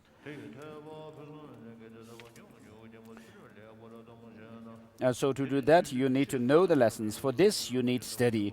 The purpose of knowing them through study is to do them. Therefore, it is vital to put the meaning of what you have heard into practice as much as you are able. In this vein, the verses about hearing says, these verses,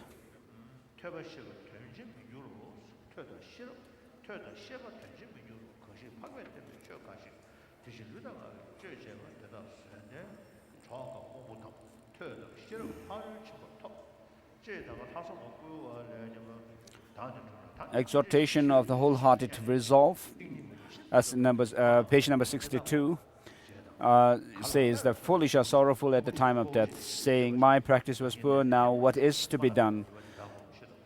Not having found depth, they will suffer greatly. Such are faults of delighting in just the words.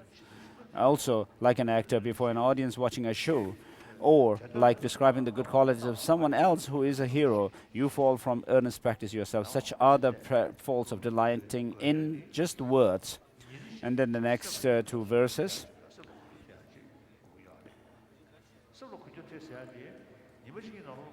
So transforming the mind will not happen within days. So in order to, for that to happen, you first have to gain the wisdom or understanding gained through study and listening to the teaching.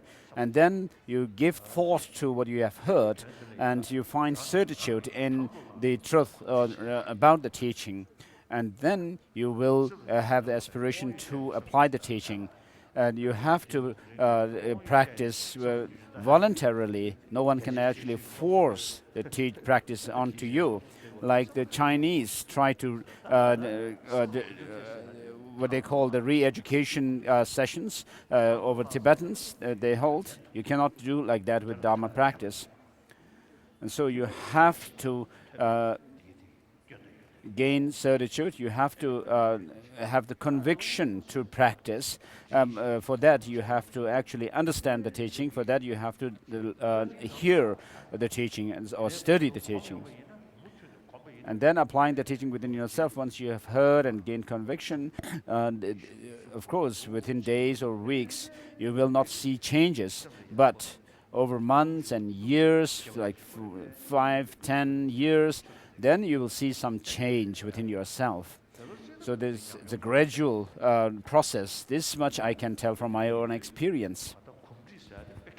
So familiarity with the practice teaching is very important. So to gain familiarity with the practices, you have to know what you are going to practice through learning, and then you have to have the goal of doing your practice.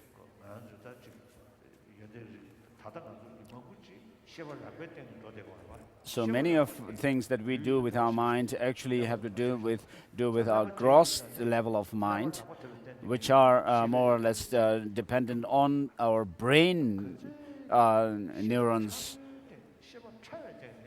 But once the brain stops functioning, they will not be there. So we have to go into the inner subtle level of mind, because then these experiences that we develop will go from life to lifetime. So we have people who remember their past lives, but then as they grow up, they actually lose that memory. The memory kind of fades away. So what this shows is that the indication of a past life, the memory of the past life was rather fresh in the young when we were at young age, And then as you grow up, the mind, the gross state of the mind of this life kind of takes over. And then because of that, the memory of the past life kind of fades away. So if we could actually make this in the tantric practice, we can actually develop the wisdom, the concentration of bliss and emptiness, and on the basis of that, we can also develop clairvoyance or higher perception and reading others' mind and knowing past lives and so forth. So it's important to study, to listen to the teachings. And Sajja Pandita says, even if you were to die tomorrow, you should still learn something, so that you deposit some kind of a money in the bank that you can use. It would be like depositing money for use in the next life.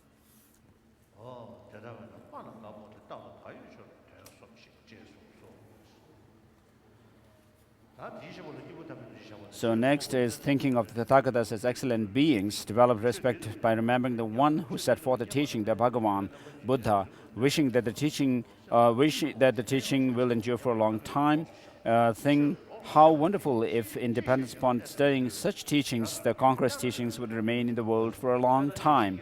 Furthermore, when you explain or hear the teachings, if your mind and the teaching remain separate, then whatever is explained will be inconsequential. Hence, listen in such a way that you determine how these teachings apply to your mind. For example, when you want to find out whether or not there is some smudge, dirt, or whatever on your face, you look in a mirror and then remove whatever is there. Similarly, when you listen to the teaching, your faults such as misconduct, attachment appear in the mirror of the teaching. At that time, you regret that your mind has become like this, and you then work to clear away those faults and establish good qualities. Hence, you must train in the teachings, the garland of birth stories.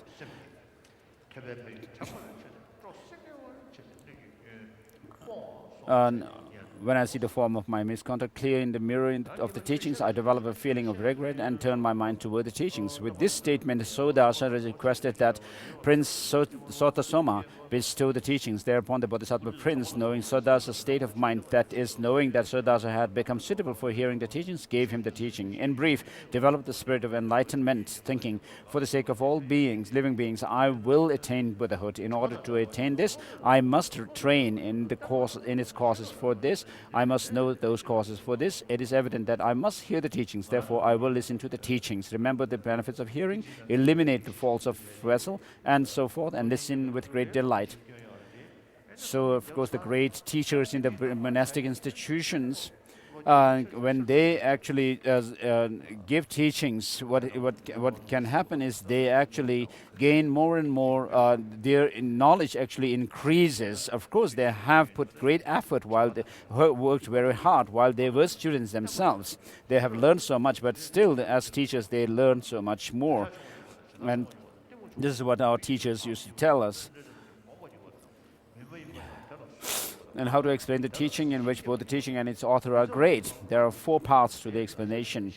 So, contemplating the benefits of explaining the teaching, it is very beneficial to impart the teachings without concern for worldly things, profit, honor, fame, and the like. For as the exhortation to wholehearted resolve says,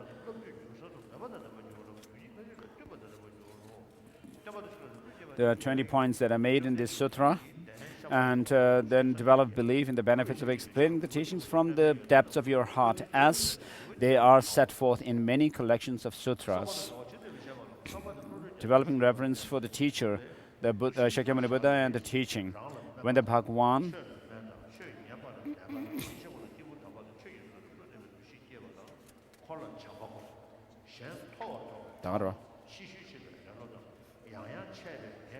So these 20 points are being read out. And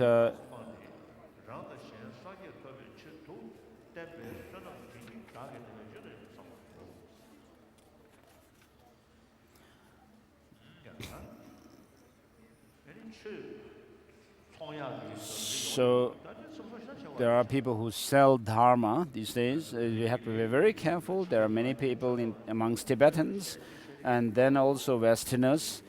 People write books or give teachings, and you have to be very careful lest you actually look for more money and fame by giving teachings. And this happens in China. I have met Chinese friends recently.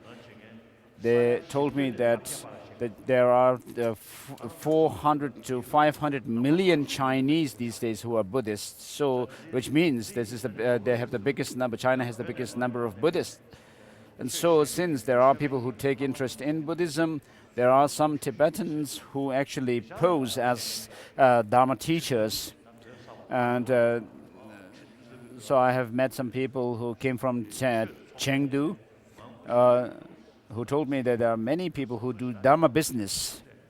So you have to be very careful about this, because you could be pulling, actually be a disgrace to the Dharma.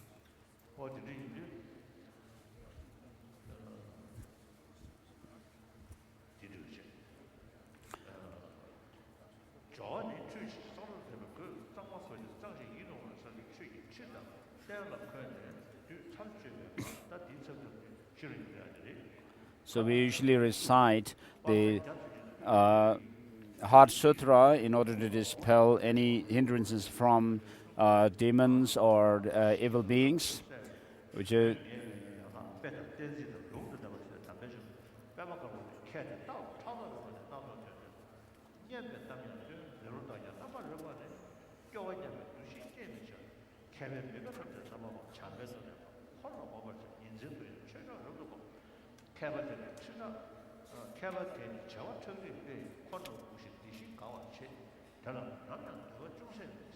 두시에 죽된 바트로.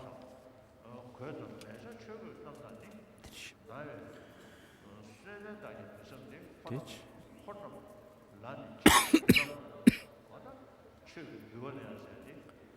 드니디 첨제게 마라.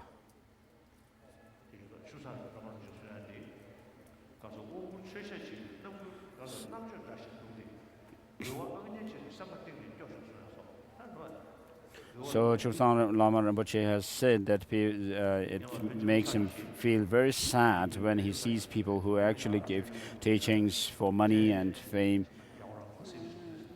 So one of the Panchen Lamas in the past was very old and lived very old, and one Mongolian came to his quest for teaching. And he brought offerings, and the Lama actually said, "No, I can't see well." But then his attendant, the secretary to the Panchen Lama, has told him that if not possible, it's not possible that you don't teach. You must give teaching. And so the Panchen Lama actually said that it should be written in very big letters so that he could read. So finally, the Panchen Lama actually gave in to the Changzu, the secretary, and at the end of the teaching, he said, "Now this is what the teaching that I actually give in accordance with the wish of my secretary." The secretary actually liked well, but then there was another person who came for teaching, and who had really was a very poor but very good practitioner. So Panchen Lama actually, without complaining, gave teachings. So this is how the great masters do with regard to giving teachings without looking for any gain. And Zelinato Rangtul also has said that he decided not to take any offerings for giving teachings to people. And so when I saw this biography of him, I decided not to take any offerings. So Before that, I actually took offerings, but for myself, but I actually distributed the offerings. So it was like when I did that, it was like acting as a treasurer. And so sometimes it could be that some people might think, oh, he actually left me out of this offering that he was distributing. So at one time, somebody wrote a letter saying during the time of Lama, the Master Adisha's invitation, and Kudun Yongdu was actually left out of the list of people who were invited, and he complained that his name was not there. And the person actually said, actually, I have written such and such person. I have mentioned all these names, and I have actually at the end said, etc. So you are included in that. I have said, etc. there in the list, at the end of the list. And then Kudun Tsundu Yongdu said, am I somebody who should be included in that word?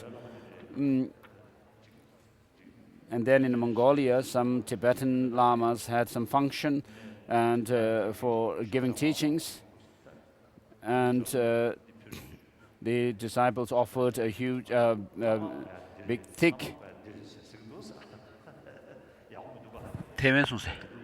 In Taiwan, it happened, and then some other, when the Lama was offered this thick and red envelope with money, somebody was saying from the side that this is what the Lama needed. So this is not good if our teaching discourses of Dharma turn out to be for money. And without being requested, as it is said in the Sutra of the Discipline, Vinaya Sutra, it should not be done without request. So this is under differentiating between those to whom you should and should not explain the teaching. So do not explain the teaching without being requested to do so. As Gunaprabha says in the Vinaya Sutra, it should not be done without request. Even when requested, it is necessary to investigate to see whether or not a potential student is suitable to receive the teachings.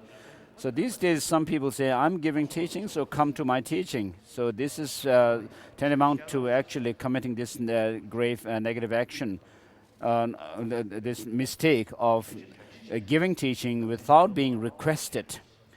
So first you should have people who request the teaching, and even if you are requested, you should not actually accept right away, indicating that you actually can give such teachings.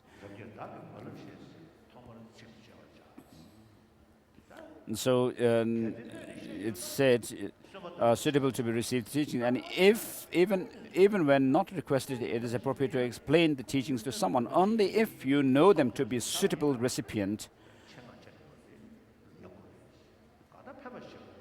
So the point is to actually help others through your teachings. So concerning this, the King of Concentration Sutra says, should someone request you to bestow the teachings first, I'm not trained extensively. Then say, you are knowledgeable and wise. How can I explain the teachings to one as great as you? Do not impart the teachings casually, but only after you have investigated whether the listener is a suitable recipient. If you know that the listener is a suitable recipient, explain the teaching even without being a request. And then the Gunaprabha's Sutra on the Discipline, quotation from there. So giving teachings, there are certain criteria of not giving teachings. Of course, when someone is really sick, then you can give teaching even if they are wearing hats or anything like that, because the point is to help the person.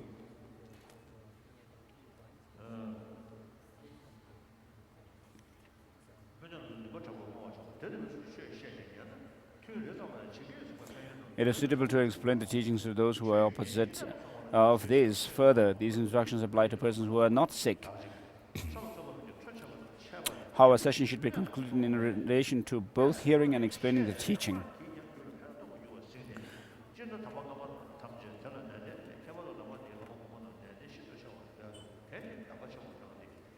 with strong aspiration, dedicate a virtue that have arisen from explaining and hearing the teaching to your temporary and final objectives. If you explain and listen to the teachings in such a manner, then you'll unquestionably receive the aforesaid benefits even from a single session. So if you're not careful, the teachings could actually give rise to negative emotions. They could serve to increase your negative emotions like attachment, anger.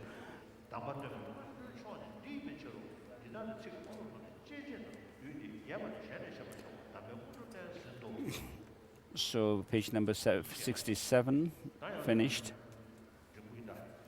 Let's move on to the other Lamrim text, the middle length. Page number 11, explanation of how the teachings possessing two greatnesses should be listened to and explained. So how the teaching possessing these two greatnesses should be listened to and explained. And how to listen. Think about the advantage of listening to the Dharma, developing respect of the teaching, and those who teach it, the actual way to listen.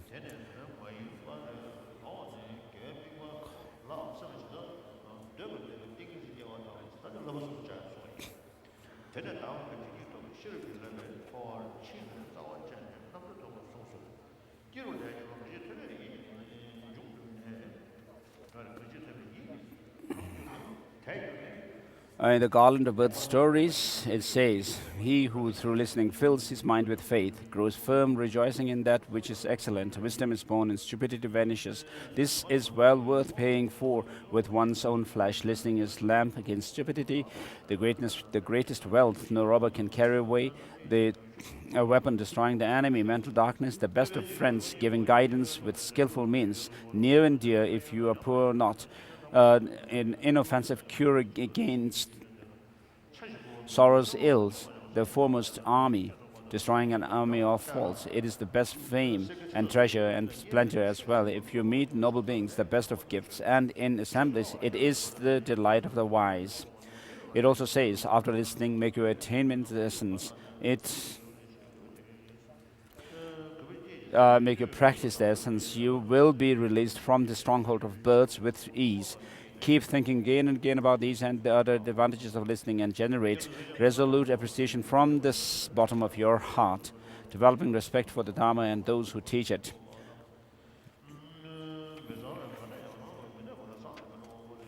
And the next outline is the actual way to listen.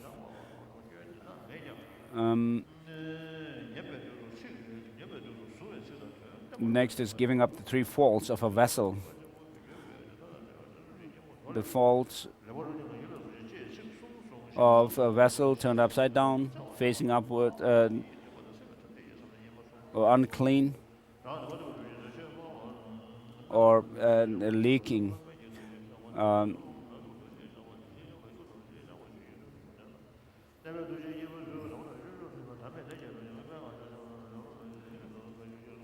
So if a vessel is turned upside down or held facing upwards but is unclean, or is clean but with the bottom leaking, then even if rain is made to fall on it by the gods, the rain cannot go in, or even if it goes, it will be polluted by the dirt, and therefore it will not fulfill the purpose of being drunk and the like. Or even if it is not spoiled by dirt, it will not stay but leak out. So with regard to practice of the Dharma, especially Buddhism, it's not about just refraining from wrong doings, but also not reaching heaven or anything like that. But Buddhism is about practice based on the understanding of the Four Noble Truths.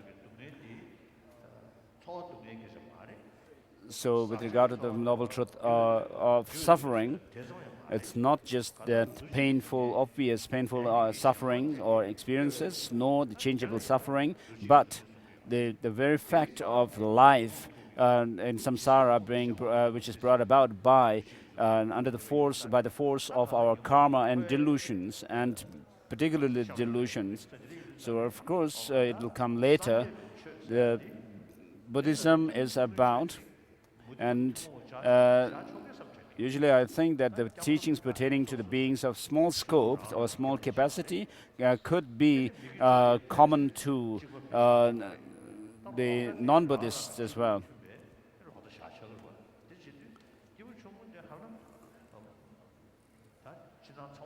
So with regard to, for example, wrong view, the different traditions can have their own way of interpreting wrong view. In Christianity, of course, through the practice of morality and serving others, they are actually creating merit, and which will become cause for them to, which would be cause for them to reach higher rebirth in the next life. And then they have the practice of taking refuge as well, like we do, like looking, considering or regarding the God, the Creator, as infinite love. So all the theistic religions believe in the God as the infinite love, and with that they submit themselves to God and reduce their self-centered attitude. And whereas in Buddhism, the self-centered attitude is overcome by meditating on selflessness. So the real practice or real teaching of the Buddha starts with a practice of Buddha starts with the teachings pertaining pertaining to the beings with medium scope or medium capacity. So because of the understanding of developing the understanding of selflessness. So once you see that. Grasping at true existence and is the root of all our suffering and negative experiences, then you will develop the aspiration to actually overcome it and reach liberation. All of us want suffering and not want happiness and not suffering, from the human beings down to the smallest insects. But suffering is something which continuously happens to us, and many of them are actually created by humans ourselves. It's not, of course, out of that we do it intentionally, but out of ignorance and not knowing. So, of course, what we have distorted views, distorted views about reality, and because of that we create causes which we may not be aware of as being the causes of suffering, but they become causes of suffering. So we are overpowered by the three poisons of attachment, anger, and ignorance, and therefore we suffer.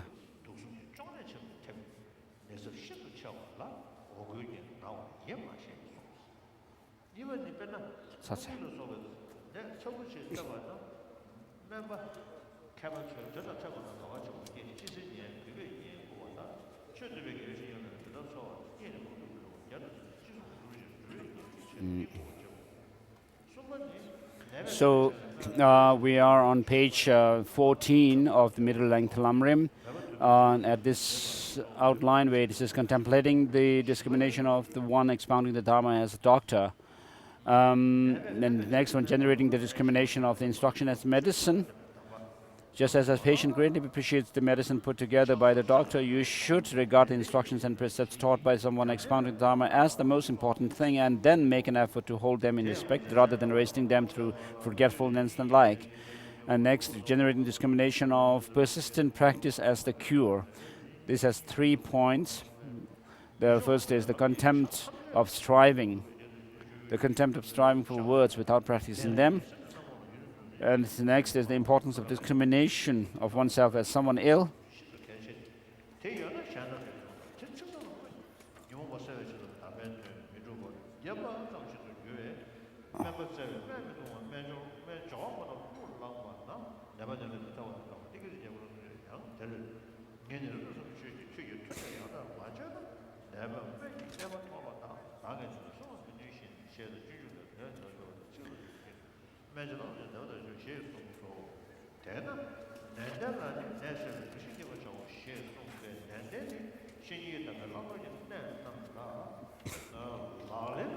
So earnest practice or persistence in this statement above um, signifies putting into practice the topics of adopting and discarding modes of conduct from the spiritual teacher's instructions. Now, to put them into practice, you need to know them, and for that, you need to hear them. Again, after hearing and knowing them, you need to practice them, and therefore, it is crucial for you to engage in the meaning of what you have heard to the best of your abilities. Otherwise, at the time of death, you will have regret about what you failed to accomplish.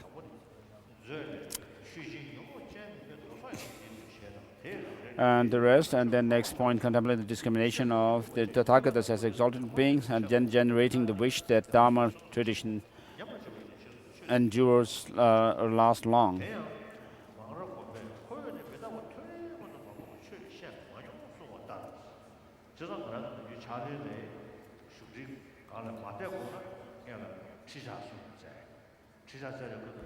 So usually when Lama gives teachings, they first make 3 prostrations at the throne, visualizing all the lineage masters of the particular teaching, and then when they get on the throne, they say this verse from the Diamond Sutra, Karma Rabri Marmetang, like the star, the cataract, or and so forth, and meditating on impermanence to overcome overcome their pride or arrogance. And as it is said in the 8 verses of training the mind, may I hold others as high and higher than me. So you are sitting on a throne and looking down at the audience and giving teaching. So if you check within yourself your own qualities and criteria and qualifications, and sometimes it gives me feel ashamed.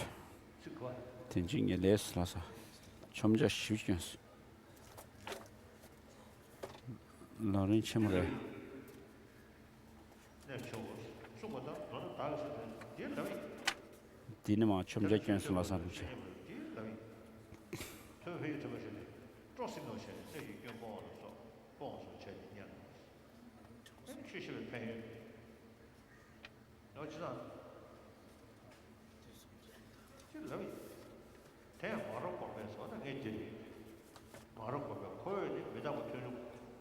Kodo tanchi.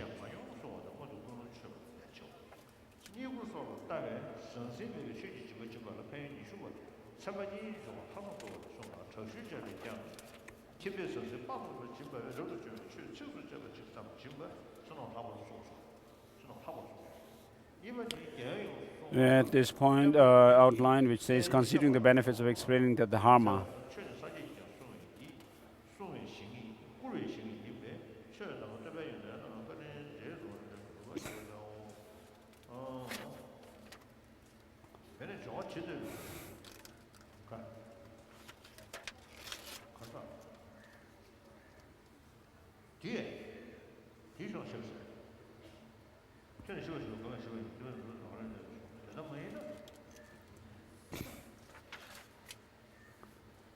Sungun, chess, sushuda.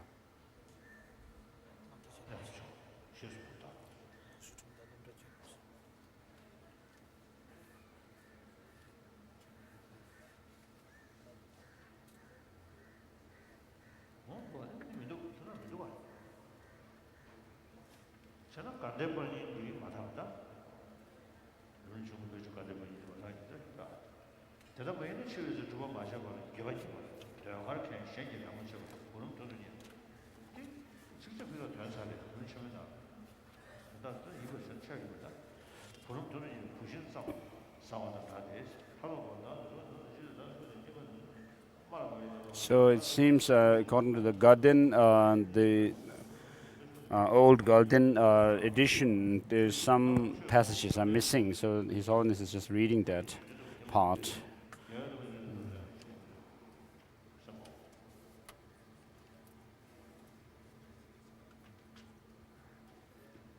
거랬음시.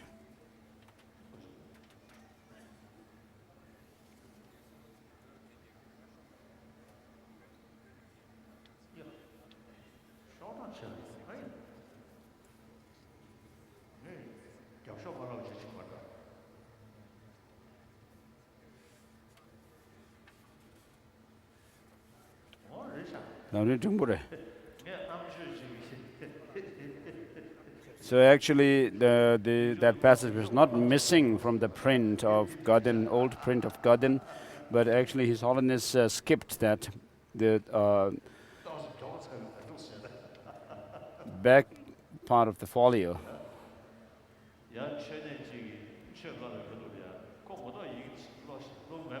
So there's a story about someone who actually goes to homes to perform pujas, and he was actually mumbling through while he was reading. So while he was breathing in and out, he was actually mumbling because, and then the host lady told him that when people actually read, they actually breathe out, and when people actually breathe in, they don't read things, texts. And then this pujari told the host lady that in that case, while I breathe in, do I have to actually pass through the pages empty without saying anything?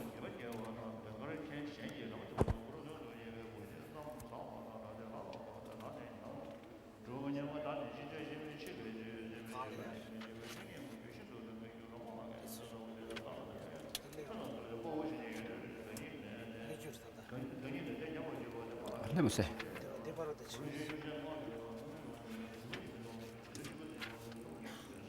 Ramshimba. Dirishari.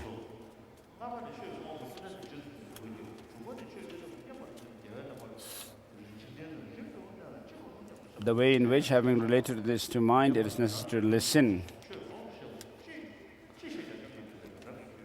And what this is saying is that you should not divorce your mind, which is to be tamed, from the teaching that you have learned.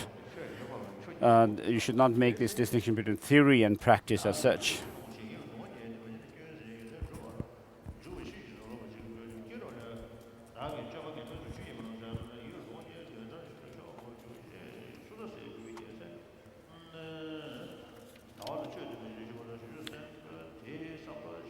So in the Jataka Mala, where the son of Sudasoma asked Prince Chandra for Dharma teachings in these terms.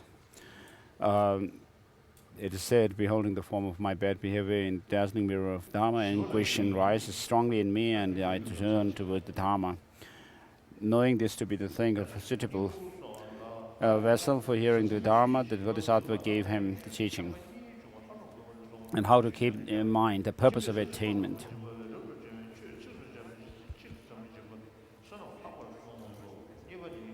In short, thinking I shall attain Buddhahood for the sake of all sentient beings. To attain that, I need to train its causes, since apparently it is necessary to listen to the Dharma. For that, I shall listen to the Dharma. You should generate a mind of enlightenment. Bodhisattva consider the benefits of listening and listen with joy, abandon the faults of vessels. And then how to explain, this has 4 parts, considering the benefits of explaining the Dharma, generating respect for the teacher and the teachings, the attitude and activities of to explain with, which has 2 parts, attitudes and activities. Attitude, then the activities, in order for oneself to attain Buddhahood, for oneself and others.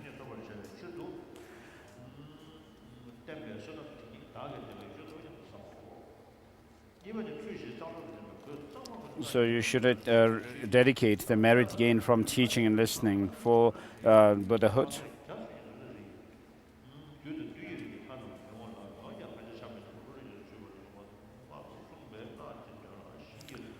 And having washed and dressed in immaculate clean clothes in clean, pleasant place, you should sit on a cushion on a Dharma throne.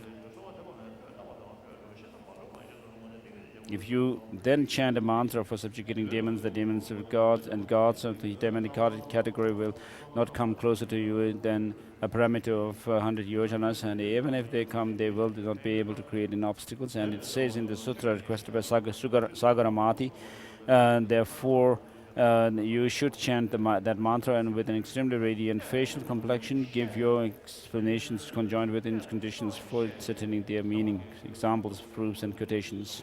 The distinction between whom the explanation should and should not be given to. The Gunaprabha Sutra of Discipline says, do not act without being asked to.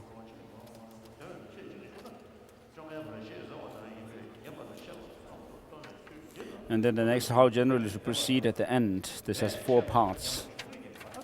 What to do afterwards, the actual things to do, the benefits of this, the general mode of behavior of saints, and the advice to cherish them. The next explanation of the stages by which the student actually instruction should be guided. Now let's switch to Lamrim Chemo, the great stages.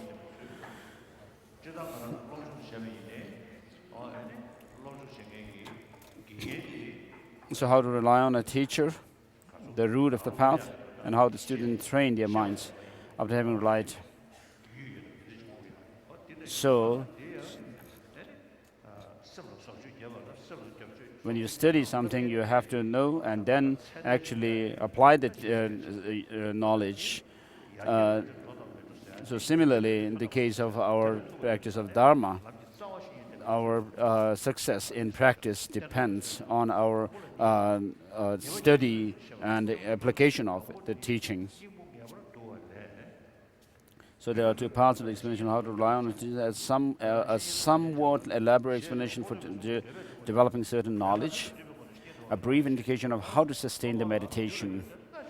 And someone, Adisha's Digest states, one who abides in the lineage of Mahayana has relied on an excellent teacher. Also, there were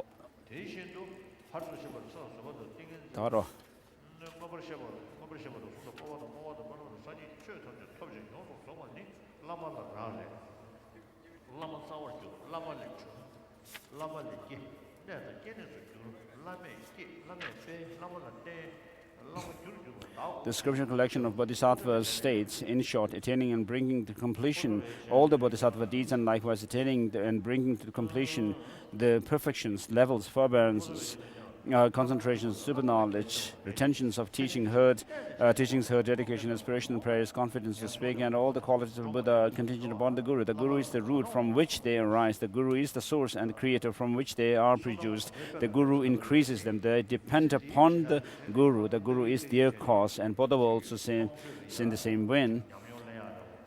So just as we look at the example of others to do something, even in worldly works that are like mundane, we look at examples of others. Likewise, in the teachings of spiritual traditions, we should do the same.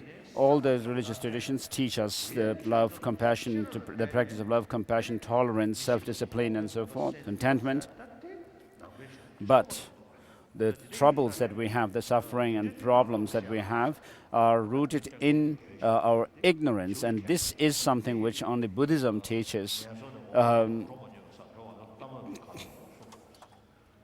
So Padova says, for attaining freedom, there is nothing more important than Guru. It is insufficient to learn the activities of this life by watching others, but you will not learn them without an instructor. Likewise, without a Guru, can we succeed in traveling to a place where we have never been, having just been reborn from a miserable ram.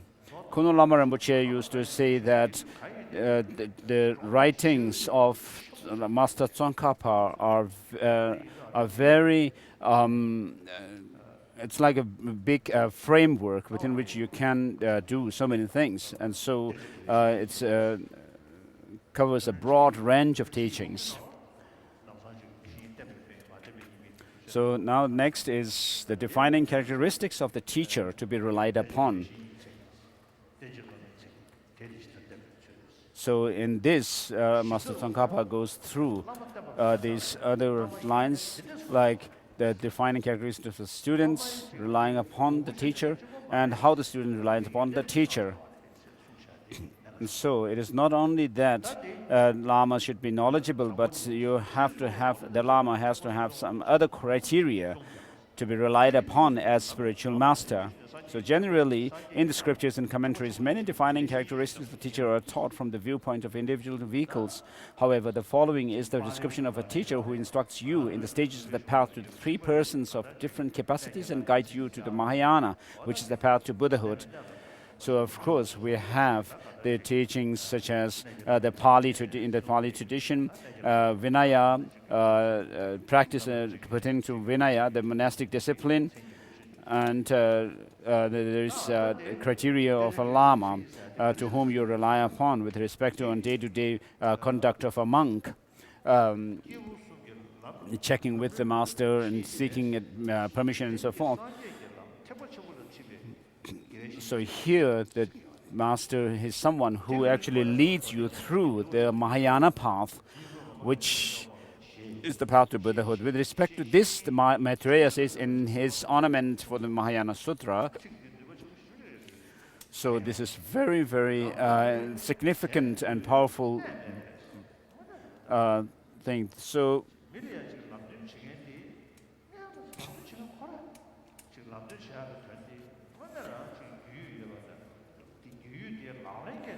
rely on a Mahayana teacher who is disciplined, serene, thoroughly pacified. So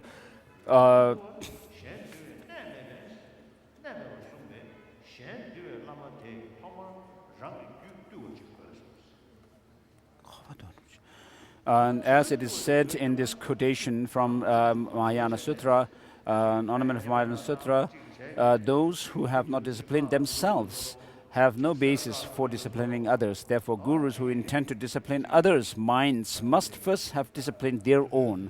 How should they have been disciplined? So it's not just lamas who can do some kind of a miracle, like stopping and controlling rain and so forth. But it is not helpful for them to have done just any practice and then have the result designated as a good quality of knowledge. They need a way to discipline the mind that accords with the general teaching of the conqueror, the Buddha. The three precious trainings are definitely such a way. Therefore, Maitreya indicated them with these three terms: disciplined, serene, and thoroughly pacified. With respect to what Maitreya said, discipline refers to the training of ethical discipline. So that's about disciplining the mind, the master having the criteria of being disciplined. And then serene here refers to having accomplished the training of meditative concentration. And thoroughly pacified refers to having accomplished the training of wisdom. This is done by specifically analyzing the meaning of reality independence of meditative serenity, wherein the mind becomes serviceable. However, to have only the good qualities of knowledge that come from disciplining the mind with three trainings is not sufficient. So these criteria are given in the Mahayana Sutra Alamkara by Maitreya.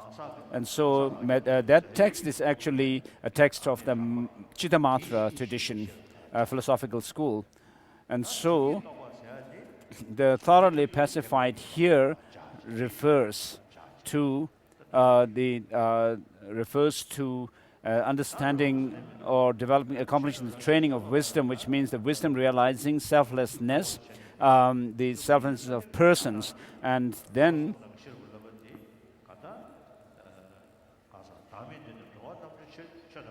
whereas according to the Prasangika Madhyamaka, which doesn't make any difference between the subtlety, between the selflessness of persons and selflessness of phenomena, this thoroughly pacified may refer to accomplishing the training of wisdom realizing selflessness of persons and phenomena which become common, which are common to even the Shravakayanas. And then,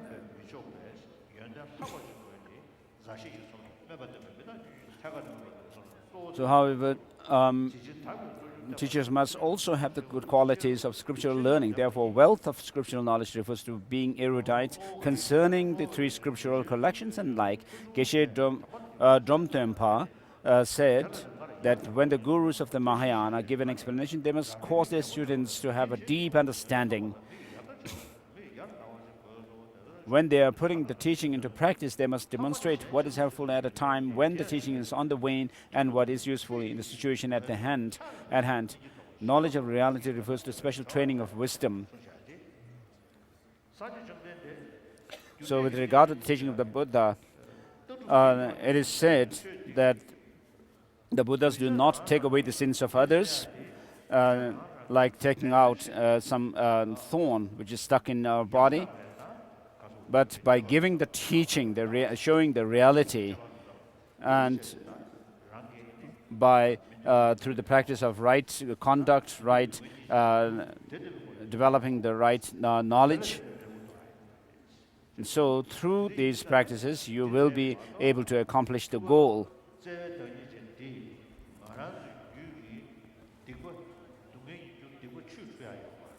So the sins cannot be washed away by with water. The Buddhas do not wash away the sins of sentient beings. No, they do not take away the sufferings of sentient beings, like taking away, picking out the thorns.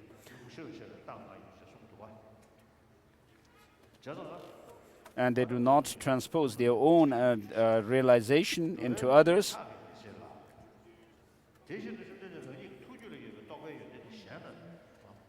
And so the realization of the Buddha that the Buddha himself has cannot be transferred into others. That's not the way Buddhas help others. But the Buddhas help free others by teaching the reality. So we have that potential to know the reality, this intelligence we have, and we have this cognitive power and the intelligence to judge right from wrong. And therefore the Buddha shows us the path, what is right from wrong. But what happens to us is that we regard things to have some kind of an independent existence just as they appear to. So we have to know there's incompatibility between the appearance and what actually is. So there, of course, the science and technology has developed so far that today, when the scientists actually check and the particles, atoms, and subatomic particles, when they become very subtle, what they find, the scientists find, is that through their experiment and through their research, they find that there's nothing objectively existing. But although to us things appear to have objective existence, the reality is that they don't have that way of existing.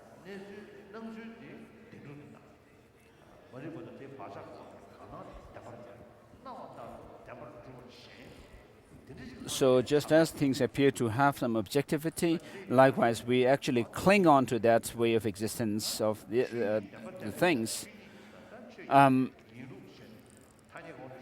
So the way the Buddhas help sentient beings is by showing or teaching the reality. And ultimately, which means they teach us that ignorance is the root of all the root of all suffering and all the other negative emotions like attachment, anger, and so forth. And therefore, when we are able to see that nothing has any objective existence, that helps also to reduce our attachment and anger, which actually tries to hang on to some objectivity in the things that we see as beautiful or are repulsive.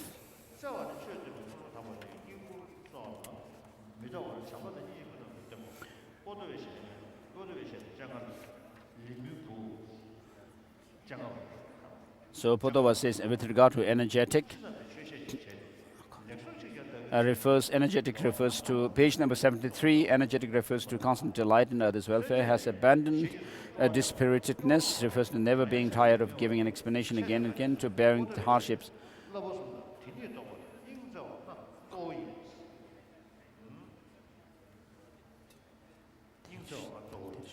So Podowa says these 5 qualities, loving concern, knowledge of reality, and the 3 trainings, are the foremost. So these 5 qualities, in other words,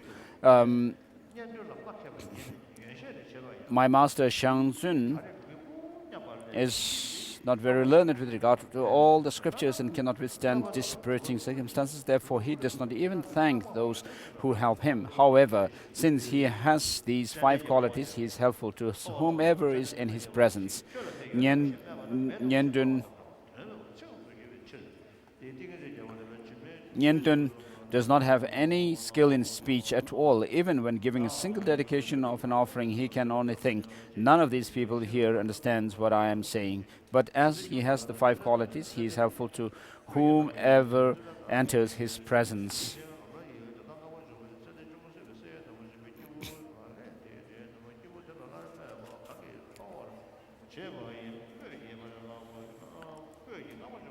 This being the case, those who achieve their own livelihood by praising or explaining the good qualities of trainings while not striving diligently to practice them are not suitable to be teachers. That sort of meaningless praise is only words. It is similar to when someone who diligently seeks sandalwoods asks one who makes a living by explaining the good qualities of sandalwood, "Do you have any sandalwood?" And that person replies, "No." So about 15 years ago,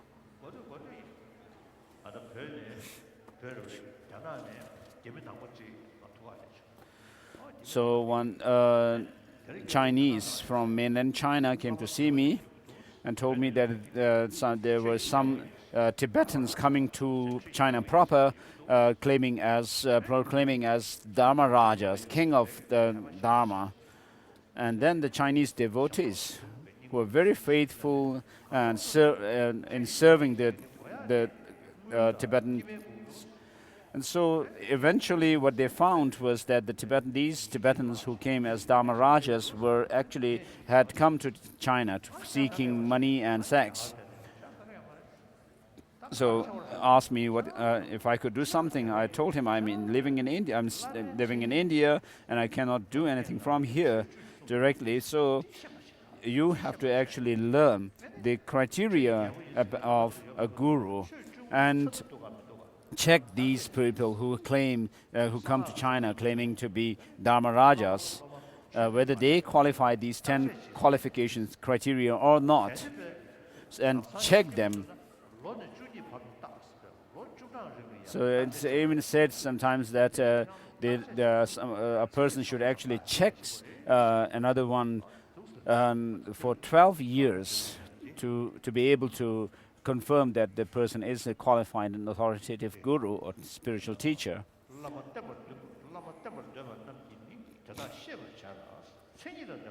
Therefore, you who wish to rely on a guru should understand these defining characteristics and strive to seek one who has them.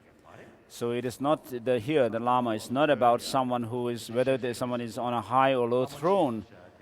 In the past, in Tibet, there were some cases where lamas, the greatness of a lama is actually judged by the number of horses in their convoy or not. Zapedu Rinpoche was, when his Dharma activities were flourishing, one time he actually ran away from his place to live in a retreat, and he didn't have much, didn't carry much with him, but just a few clothes and luggage. And on his way, he found a family house, and the family actually used him uh, as their servant. And his disciples learned that Pedro Rinpoche had actually gone away from his own retreat. And his disciples went in search of Pedro Rinpoche, and they landed the family and asked the mother of the family whether Pedro Rinpoche had come by. Here is the mother said, "I don't know Pedro Rinpoche, but I have someone who looked like a pilgrim." And then the mother asked, "What does he look like?" And then the students described Pedro Rinpoche, and as she heard the description, and as she was listening to the disciples of Pedro Rinpoche about the description of Pedro Rinpoche, she realized that the person she had actually sent out to throw her own urine, which she had actually done in a urine pot, was Pedro Rinpoche. And then the mother of that house actually became so embarrassed that she ran away from her own house. And then during Domtemba's time, Domtemba was going to on a path, and then on the way, Domtemba met with one monk who was well dressed. And the monk actually became tired on his way, and he took off his shoes or something and asked this man beside him if he could actually carry that. And Domtempa said, "Of course I can." And he actually carried the load. And as they were approaching the monastery near where Domtempa was going,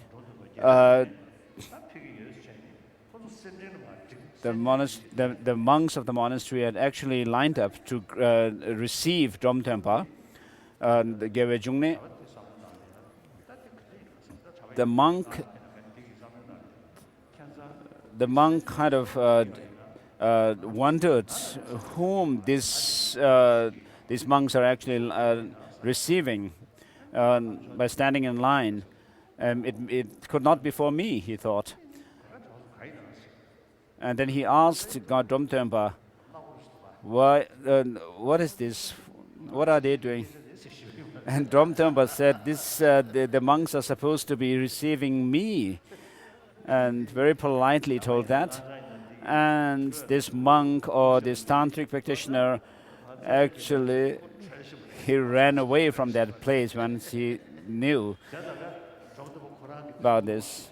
So Domtempa himself says, even if people actually revere you to be the highest on their crown, you should hold yourself the lowest.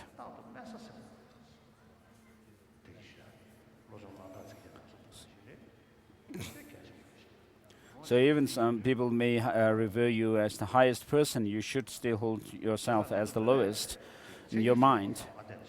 So Tibetans usually don't look at the criteria whether some lamas actually qualify the qualities of a lama, as said in this Mahayana Sutra Alamkara. And then the text also says, also those who wish to have students should understand these characteristics and strive to possess them. So they should have. They should check whether they have the qualities of scholarship, nobility, and gentleness. And so you should be an example to others to whom you are going to give the teachings, like a role model.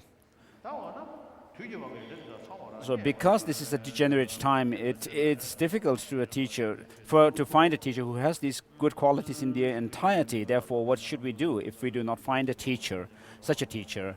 The reply is the Tantra requested by Subu, who states these lines: just as a chariot with one wheel will not go down the path even though it has a horse, so too, without assistance for meditation, people will not gain attainments. These assistants should have intelligence, a good appearance, great purity, be of reputable lineage, and inclined towards the teachings. They should have a great confidence, perseverance, and have disciplined disciplined the senses.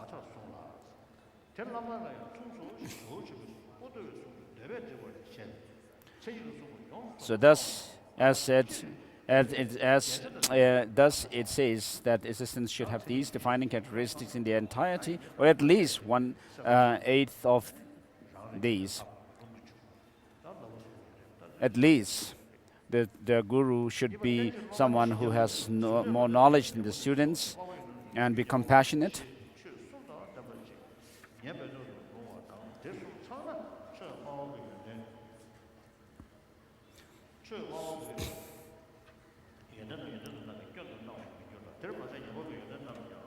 Therefore, accept as the defining characteristics of a guru a minimum for 8, and all defining characteristics set forth here, combining those that are easy to acquire with those that are difficult to acquire. The defining characteristics of students who relies upon the teacher.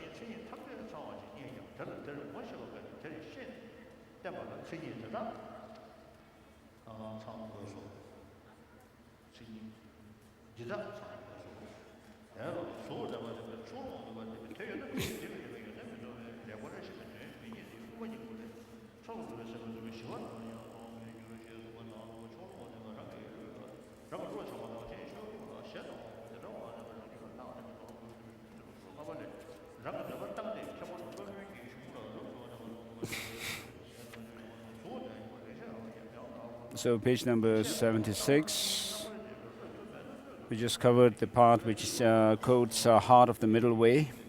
Through taking sides, the mind is distressed, whereby you will never know peace. Taking sides is to have attachment to your own religious system and hostility towards others. Look for it in your mind and then discard it, for it says in the Bodhisattva vows of liberation, after giving up your own assertions, respect and abide in the texts of the abbot and master. The question is just that one characteristic enough, though non-partisan, if you do not have the mental force to distinguish between correct paths of good explanation and counterfeit paths of false explanation, you will not fit to listen to the teachings. Therefore, you must have the intelligence that understands both. By this account, you will give up what is unproductive and then adopt what is productive. Are these just two enough? So having intelligence is favorable condition that gives rise to these four. And we finished with this part on page 77. And move on to Lamrim, middle length Lamrim.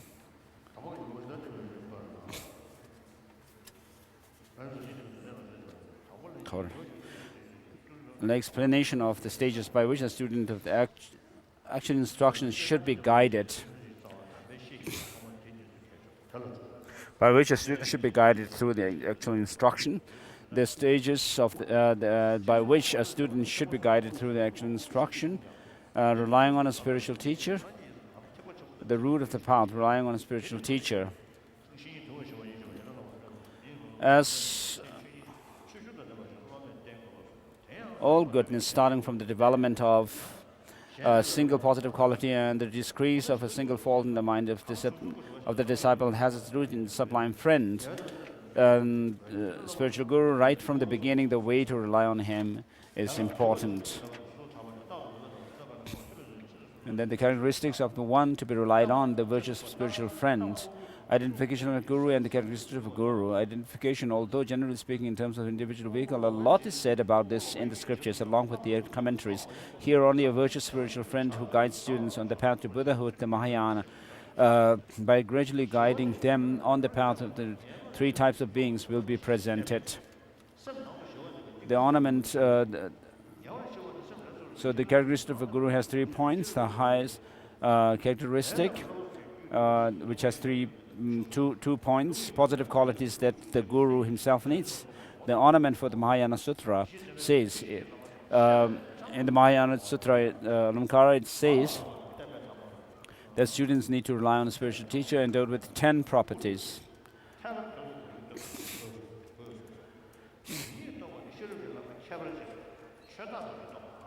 So these 10 qualifications of a master, which are given in the Mahayana Sutra Alamkara.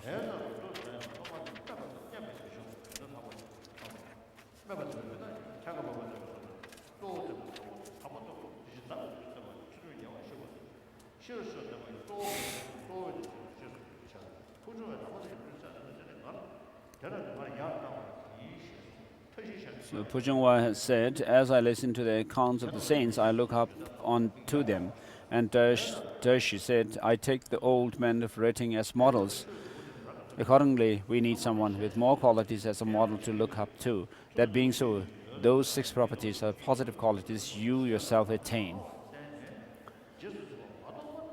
The remaining ones are qualities for taking care of others, as they say. The sages do not wash away evil with water. They do not remove the suffering by sufferings of being by hand. They do not graft their realization onto others. They liberate, teaching the truth of reality's nature. As is expressed here, apart from teaching others the path in an unmistaken manner and taking care of them, nothing can be done, such as washing away negativities with water. Among the 4 characteristics related to this, eloquent means experience with regard to the stage's guidance and skilled at putting the meaning across to the minds of those to be tamed. Loving means having pure motivation to teach the Dharma, and teaching motivated by compassion without regard for material gain or respect.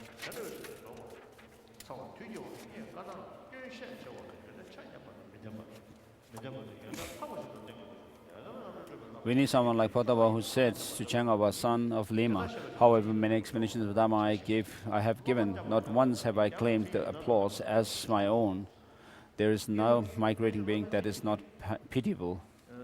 Without thought means that he constantly delights in the welfare of others. Never disheartened means that he does not become weary due to explaining things over and over again, but rather willingly bears the hardship of explaining. Potava said the 3 trainings, realization of suchness and the loving heart, these 5 are the main things. And the minimum characteristics has 2 parts, the actual minimum characteristic, even if it is difficult due to times. And to find someone who has the complete set of characteristics like that, it is said that you should not rely on anyone whose faults are greater or whose faults or positive qualities are equal, but on someone whose positive qualities exceed his faults. The expediency of association with the characteristics. Such a guru bringing about complete liberation is perpetual root of aspiration. Therefore, those wishing to rely on a guru should be aware of them and make an effort to look for someone who possesses characteristics. These characteristics, those wishing to have students rely on them should also strive to acquire these characteristics. They explain the characteristics of one who relies, the student.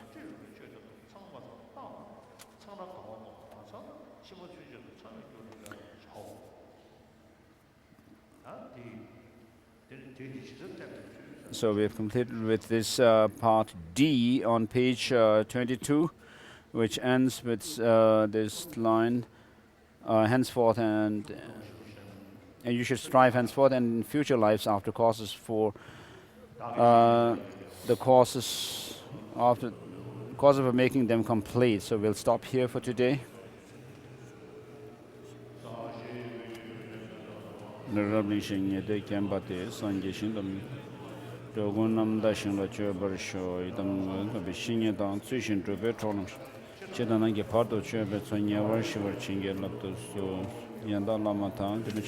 never be separated from lifetime to lifetime from this perfect guru.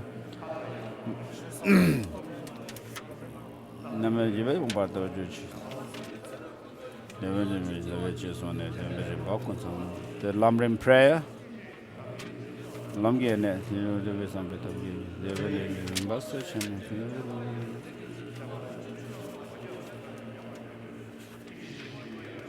Pendete de Sir Cheber Sijake, Major Tinle, Le Du Chanju Lam Gerin Bacon, no Dunam Gil. From the two collections, vast space that I have amassed from working with Alpha, this practice for a great length of time, may I become the chief leading Buddha for all those whose minds' wisdom's eye is blinded by ignorance and so forth. So.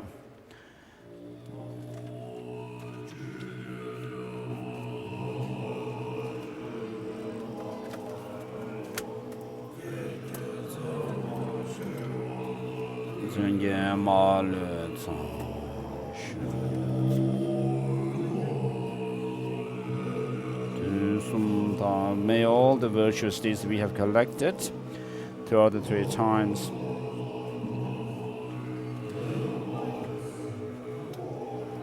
become cause for the flourishing of the tradition of Lama Losam Chakpa.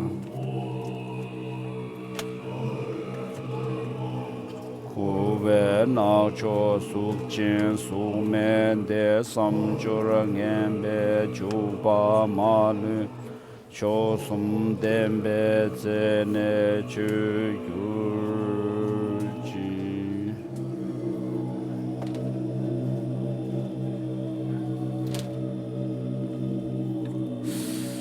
Na lam jurumje.